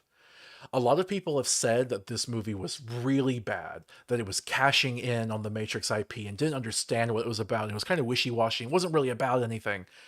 This is dumb. Like, I've never heard an actual criticism of the fourth movie that made sense. Genuinely. Like, I'm not trying to just like dunk on people. I have legit never heard an actual criticism. I hear people saying the movie's bad and they don't provide a reason, but they might as well just say it's because it's woke. Like, genuinely, they might as well just say that because there's never a backup for it. It's just presumed. Kind of like how like people like make fun of Homestuck, ha ha ha, cringe, right? They do that with the fourth Matrix movie. I think I could legit put it on the list of things that are kind of bashed for being queer. The thing is, I don't think the fourth Matrix movie was more overt in its queerness than the previous Matrix movies. They're all allegorical, right? I guess the only thing is the fourth one ends with a literal rainbow. So there is that. I guess people hate rainbows or something. I don't know. But I actually thought the fourth Matrix movie was really clever because they took the allegory for, or not the allegory, they took the narrative of like the machines and the system, the Matrix, right? And they took it a step further. In the fourth Matrix movie, the Matrix is a video game. I personally would have made the Matrix be a movie. I think it would have been cool if like within the Matrix, there's a Matrix movie and everyone in the Matrix knows about the movie. But they decided to make it a video game because they wanted it to be like interactive. And I can get why they did that. So that's a small criticism I have of it. But I think it's really cool, the idea that the piece of fiction exists within the own fictional universe. Sweetie, do you have experience? I have 3 levels because I died earlier when fighting the Shogoths. Oh, okay. Sorry. There might be some in the chests. Yeah, don't worry about it. So I really liked the idea that in the fourth movie, they're dealing with how like the entire past 3 movies were a piece of fiction. They weren't real. Keanu Reeves is like a game designer. He is a fiction creator. He didn't actually live the Matrix. That's just a delusion. It's almost Lovecraftian in the way of like what's really real type of thing, right? And I think that has some really interesting stuff to say about how capitalism subsumes all criticisms of capitalism. Sweetie? Yes? Could you try to find an orange crystal like that for me while I process this stuff for you? Just wander around the city or wander around. All right. Thank you. You're welcome. So there's just so many times where like capitalism legit just subsumes its own criticism. I can't help but think of Amazon as like the worst case of this, where like Amazon will have anti-capitalist shows like The Boys, and I'm sure I've seen other ones too. I'm having a hard time thinking what they were, but I remember there were other ones where they'll fund shows that legit say capitalism is evil, down with capitalism, yes with socialism, and then it's produced by Amazon, one of the largest corporations on the planet. Yeah. I think of this with Disney as well. Disney has so many movies that are all about like overcoming tyranny or like the human spirit or whatever. But then it's owned by a mega corporation that owns all of your childhood, you know? Uh-huh. It just happens so often. Squid Game. Oh, and Kaiji. We watched the Kaiji anime recently, right? Yeah. Kaiji was about like gambling, and there are legit pachinko machines that have Kaiji on the cover. A gambling addict. They sell you a gambling machine with a gambling addict on the cover. Yeah.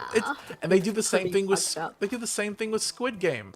I legit saw a Squid Game mug of one of the NPC guys in the game. We gotta sleep, by the way. Okay.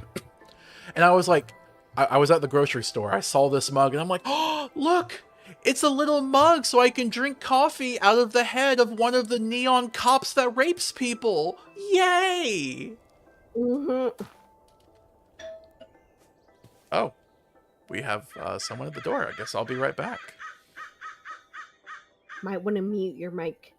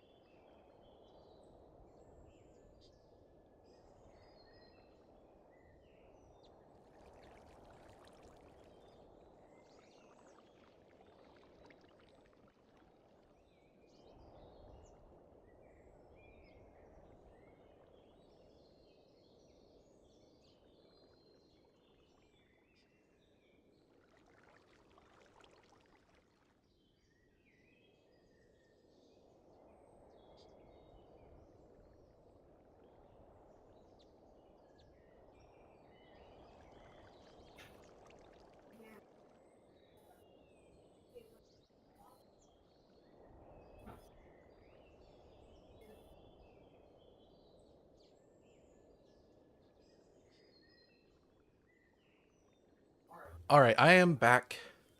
Sorry about that. So yesterday, oh, Kira, you left your mic on. What? You left your mic on. Oh, my mic? Yeah. Yes. It was all the way in the other room. Kira, that mic picks up everything. They heard everything. I don't think so. It was far away. You have to mute your mic when you do that, okay? Yes, I understand. I'm Like, sorry. I'm thinking back. Did we give away any personal details of our lives now while you left the mic on? I didn't say anything until I got outside. It's just you. There are people that would want to ruin us. You have to be careful about that. I know. I'm sorry. Okay, so what happened was that yesterday, yesterday while Kira was riding the bus, there was a man who seemed to have like broken his knee or something. He was really injured. So he couldn't get on the bus because he also had no money. So Kira called me, and I went over to pick them up, and I gave him a lift to where he needed to go. And I really advised him to go to the hospital, but he didn't want to. Anyway, he just came over to be like, "Oh, thanks for lifting me." His leg does seem to be better, which is good. But he thought he might have forgotten he lost his phone. He thought it might be in our car. It wasn't, unfortunately. I hope he finds his car, or his phone. So yeah. Sorry about the interruption, everybody. Yeah, just be careful, Kira. I don't want to get doxxed, okay? Yes, I understand. I'm sorry. I'm gonna have to watch that segment back just to make sure. All right. Oh, hey, a golem. Oh, what kind of golem? Cobble. Oh, that's cute. Anyway, you wanted me to find crystals for you. Yes.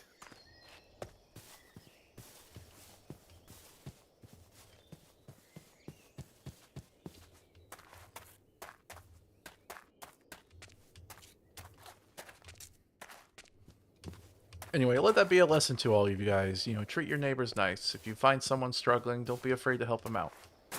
Yes. Be a good Samaritan, all that. Mm-hmm. Wait, you said orange, right? Yes. Are we talking like a sun orange or like a scarlet orange? Either. Okay. I have found them on a cliffside. Ooh. That's going to be hard to get to. Sorry.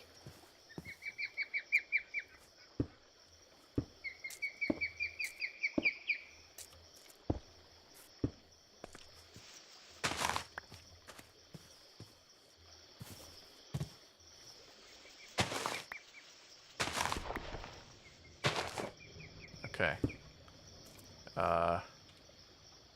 This is going to be a challenge.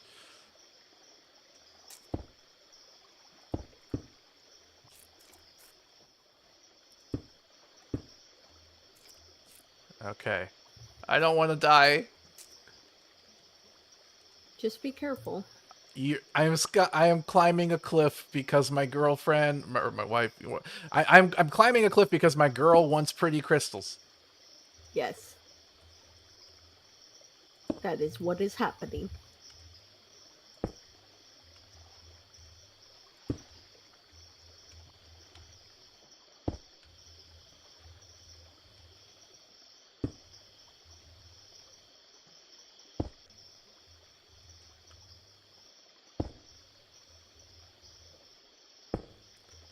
Sorry, I'm very tense while doing this.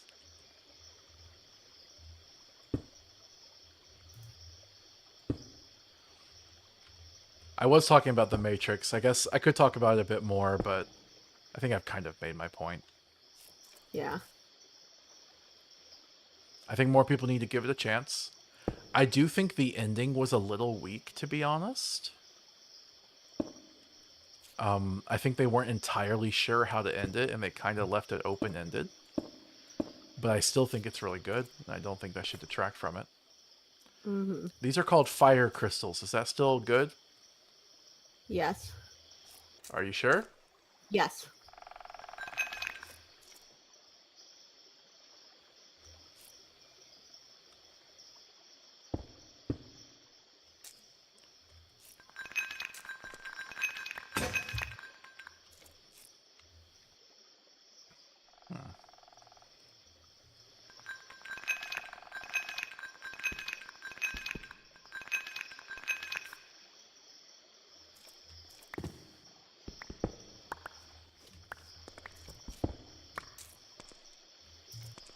Okay.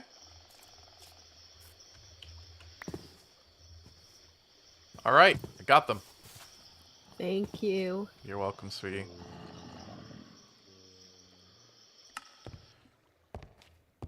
Do you have the tin, by the way? Yes. Where are you?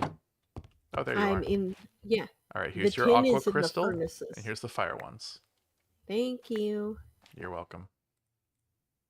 Wait. Oh, I think I threw my sleeping bag at you. Oh, wait. Oh, never mind. I put it in the chest. I got it mixed up. Okay.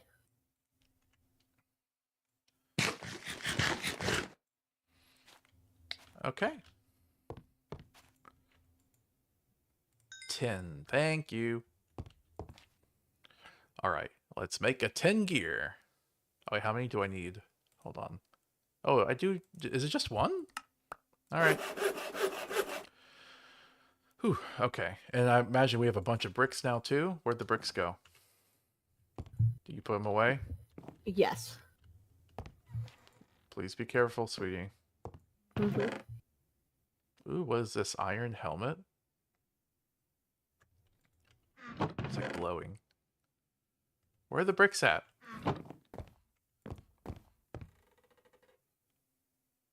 What'd you do with the bricks?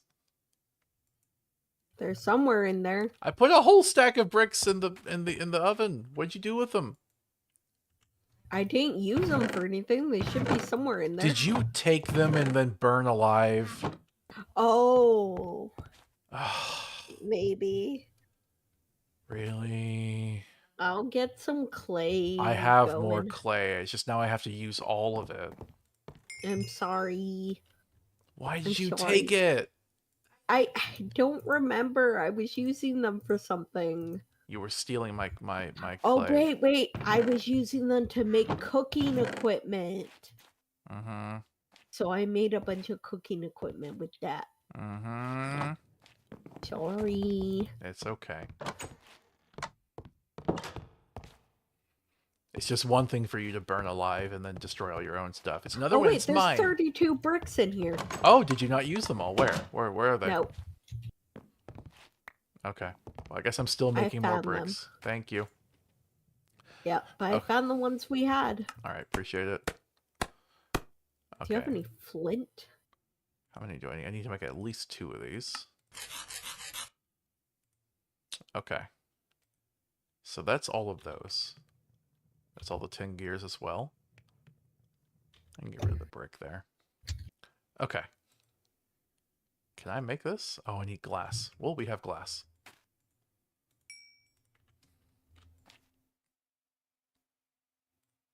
I need flint. All right. I made a machine frame. Cool.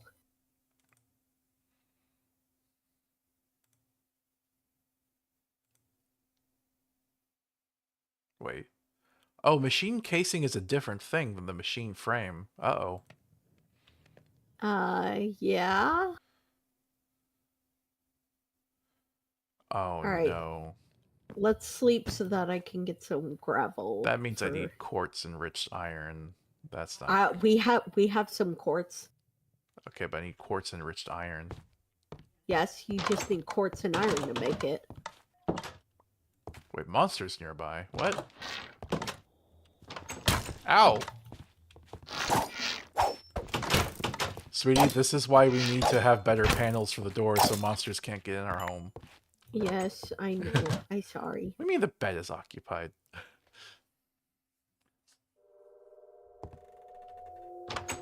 That's a creepy sound. That is an extremely creepy sound. Okay. Let's put this stuff away. Halloween candy night. Ooh. Let's see what we get. Halloween candy. They don't fill up you up much. Minecraft reverb goes hard. Yeah, I was a little scared. Okay. I think we're good now. What? I saw a frog girl, but then she jumped into the lava. She was not long for this world. Nope. Okay. So, quartz enriched iron. How do we get that? Iron and quartz. Oh, that's simple enough. All right. We don't even need a machine for it. Let's find some quartz. You have some quartz in storage. I found it. Yeah. It's so dumb that vanilla Minecraft only puts quartz in the nether. It's a literal real ingredient, and you're going to put it in like a mythical place. Frog girl's attacking me. Oh, go! You run behind the lava pit. Where are you? I wanted to kill them to see if I could get an iron box for you. Well, you gotta be careful if you're gonna kill them. It's dangerous. I didn't get an iron box. It's all right. I've never gotten one either. I'm a little. I've gotten a few. I am dubious on whether they actually spawn. You keep saying they do, but I've killed so many and never got one. I've gotten a few, so I know they exist.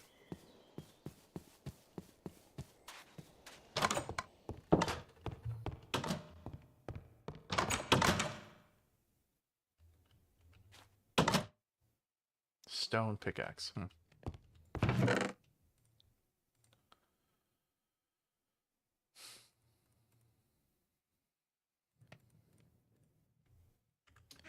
All right. So, where was I? Quartz enriched iron. Yes. Okay. I need 8 of them. And I think I have just enough. Okay. 8 quartz, yes. And I just need to put 8 here. There we go. Oh wait, it makes me 4 at a time. All right, well I have plenty then.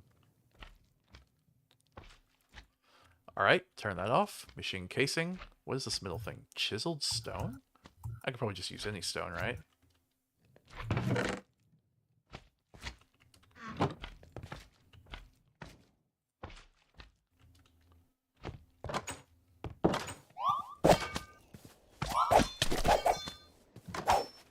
Ooh, books.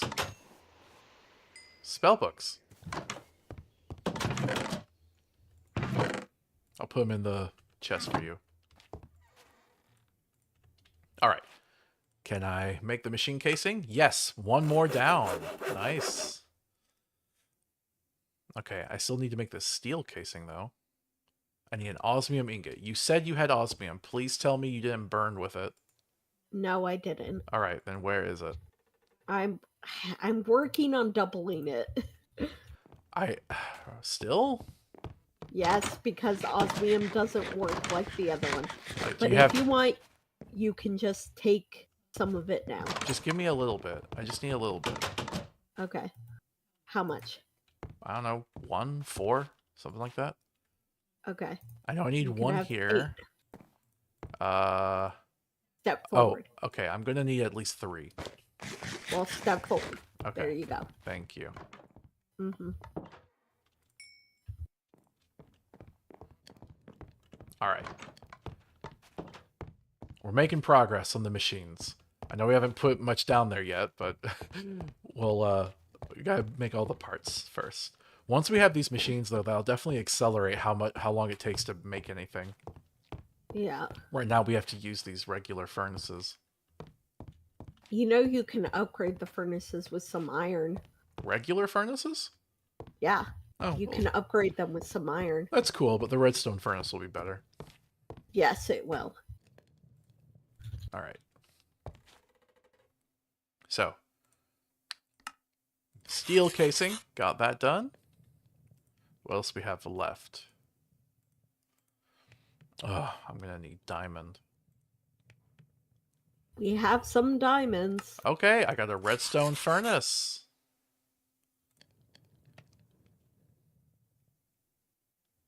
Oh, I need more quartz for enriched iron. I need 4 more.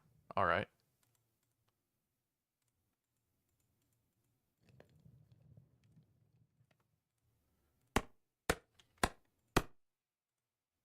Okay.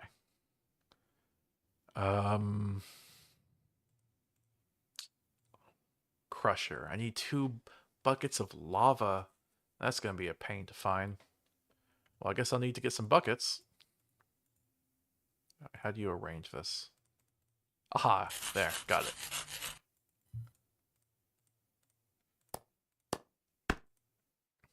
All right. I'm gonna go find some lava. Besides, the lava we have here, but we can't use that. Yeah. This lava is already important for killing frog girls. Ah, there's a lava pit right over there. That'll work. Just gotta go this way this time. I love these modded biomes. Yeah. Even if they're kind of dangerous.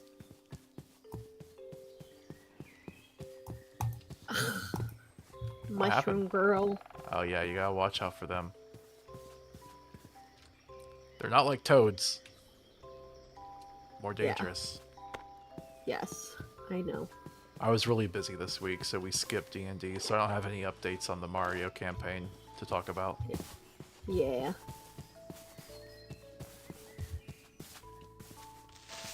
Oh. Yep, that's a hole.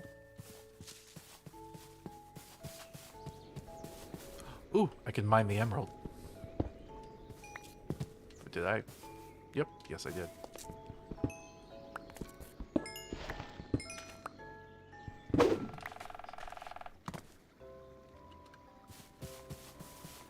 Elephant!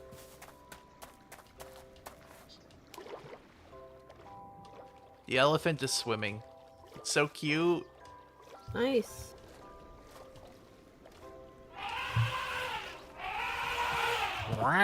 To you too, elephants.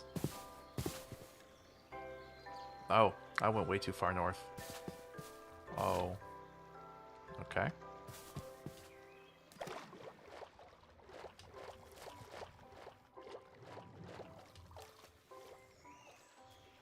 I got a lot of health now from eating strange things. Yeah. I like that you're rewarded for eating a variety of things. Yeah. It really encourages me to eat whatever I find. Fuck you.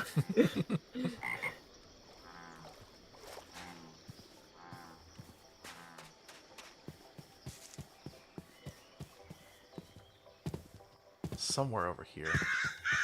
Aha, here we go. Ooh, what is that? Oh, that's a kiwi! Okay. Interesting. Alright. 2 buckets of lava. Acquired.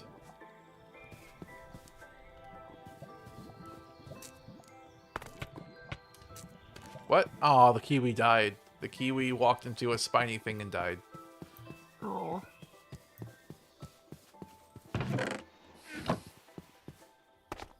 Well, there's another one over here.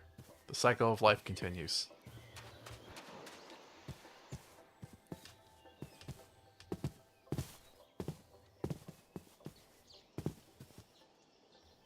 Alright, I'll just teleport. Oh, wait. Oh, it's right here. I don't have to teleport. I can just run. Oh, more lava.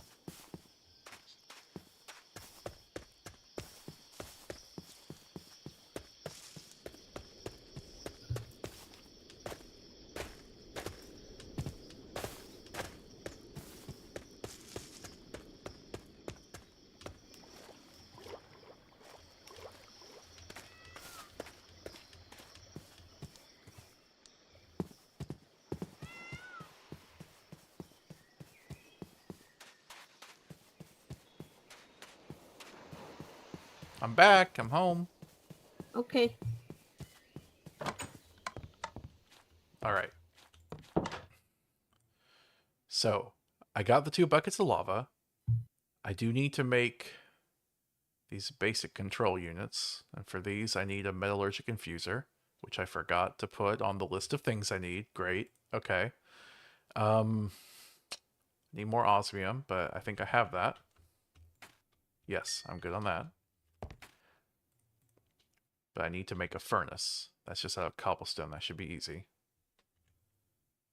Alright, let's get some cobblestone. Can we sleep? Yes.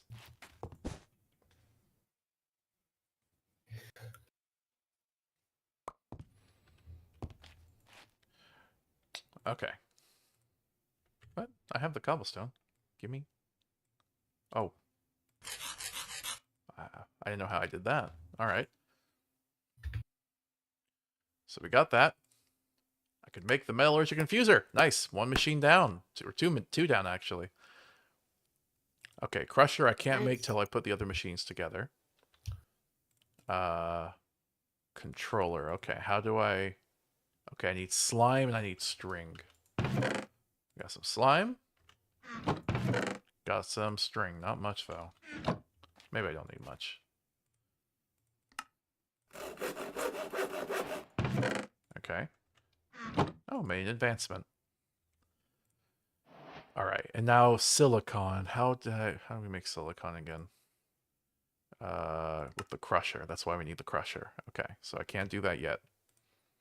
So I need to make the metallurgic infuser first, then I can make the crusher, and then I can make the controller.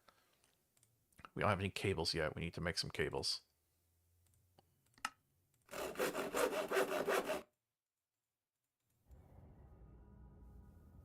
Okay.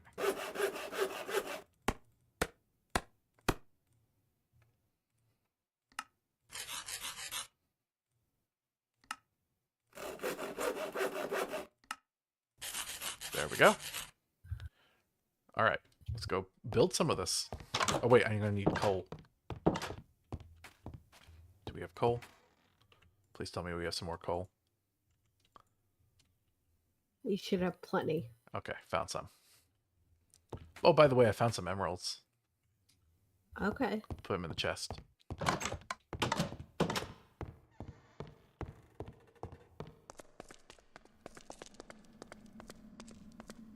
Alright. Not exactly sure how I'm going to arrange this yet.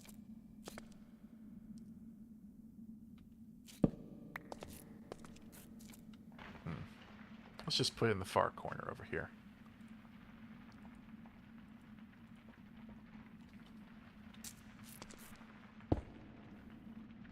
Get a torch out. Just put that over there. Okay.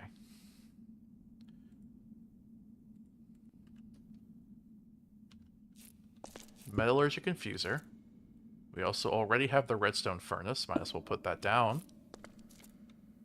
And that's the only machines we have so far. Let's put a cable. There we go. And then we just need to power it with coal. That's a lot. Let's put a half. Alright. It's burning. And it's filling up with electricity. Nice. Alright, it's immediately draining, which is good.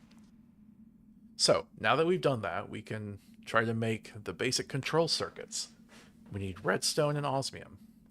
So, let's fill it up with some redstone. Maybe just like 2? Alright, fill it up, and then osmium. And that should make the basic control circuits. Even lights up, which is nice. I love these little machines. It's so much fun. Uh-huh.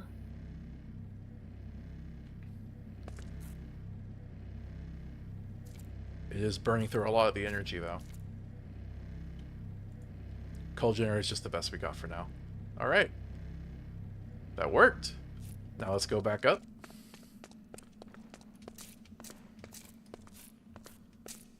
Oh, it's about time for us to be done, sweetie. Oh, okay. I'm going to play for a little bit longer, but just so you know. Alright. Okay, got these done. Got these done. I think it says something that I never notice. Alright, that's the crusher. And now I can use the crusher to make silicon. I just need to use sand. That's some sand. I only need one thing of silicon, I think. Yeah, literally just one.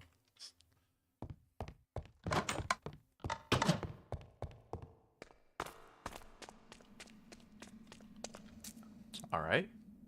Let's put the crusher down. And then put a cable. Alright. Oh, it's already charged. Nice. This thing is still burning. Alright. So, now... What was it? Yeah, put the sand in.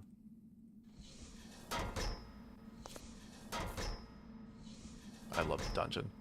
I love the look of this place. Yeah. Alright, got some silicon. Nice. Even have an extra one.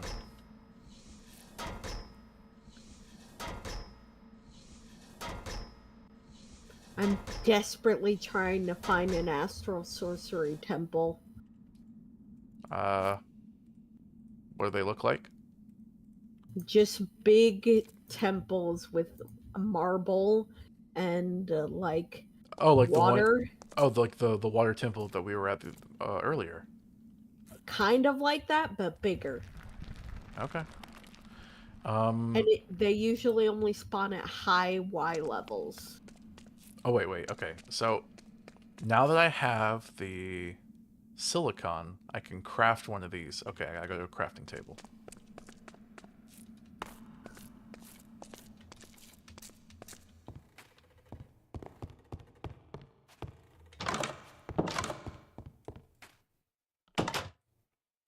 Oh, wait, I need diamond. Oh, crap. Oh, no, diamond. Please tell me we have some diamond. Do we have any? Yes, we do. I'm looking. I'm looking. I'm not finding it. I found it. It's in, yeah. All right. I was worried about that. Okay. Got the raw advanced processor. And then we can turn that into an advanced one. And then we can make a controller. Krista says my battery's getting low and it's around streaming anyways. So I'm going to head out. All right. It's been nice having you. We'll be done shortly anyway. We're just we're so close to being done. All right. Redstone furnace. Why is the redstone furnace blue? I thought it was red.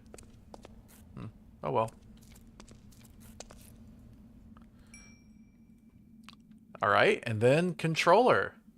Oh, we need more silicon. Oh crap. Okay, I need 2 more silicon, and then we can make the controller.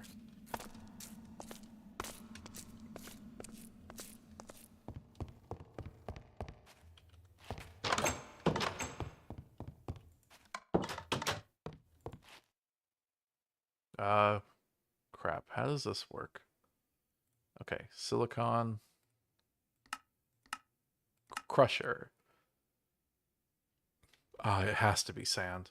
Nothing else will work. Oh.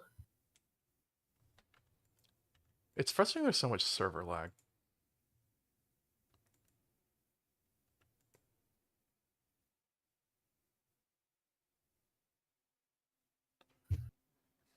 Red sandstone, will that work? Oh, well, that was not what I wanted. All right, silicon.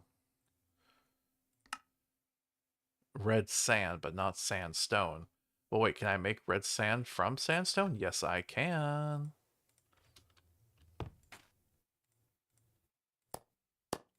All right, 4 should be all I need.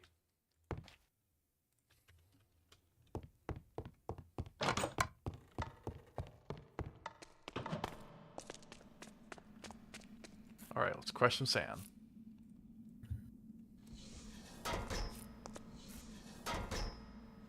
Why is it not filling up more? Is it just because we're burning it as fast as we're getting it? Might be.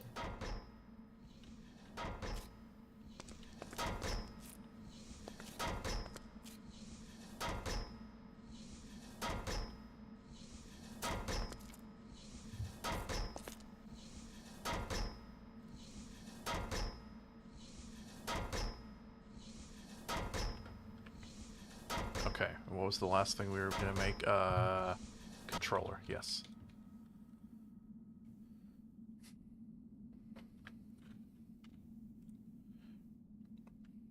Okay. This controller is going to be the node for our inventory system. We'll have to build some extra stuff to actually have it work, but this was kind of the goal for today, was to make the controller. Yeah. What else are we going to need? Let me take a look. A disk drive or something like that? Yeah. A grid, a crafting grid, right? Yeah. Okay. So yeah, we're gonna make a crafting grid and a disk drive. These are the next two things we have to make. But we made the controller. These are gonna not be that much harder than what we already did. This one might take some time. But let's go ahead and put the controller down. Maybe I can make the other two off screen and move the inventory over. I don't know. We'll see. We'll see if I feel like it. Yeah. Otherwise, we'll do that next time. I can't find a goddamn temple. Oh, there we go. We got the controller. It's all lit up and animated. Nice. So, yep. This is where it would show stuff, but we don't have anything inventory-wise hooked up to it yet. But Okay. here, we made a whole bunch of machines. They're all connected. Let's sleep.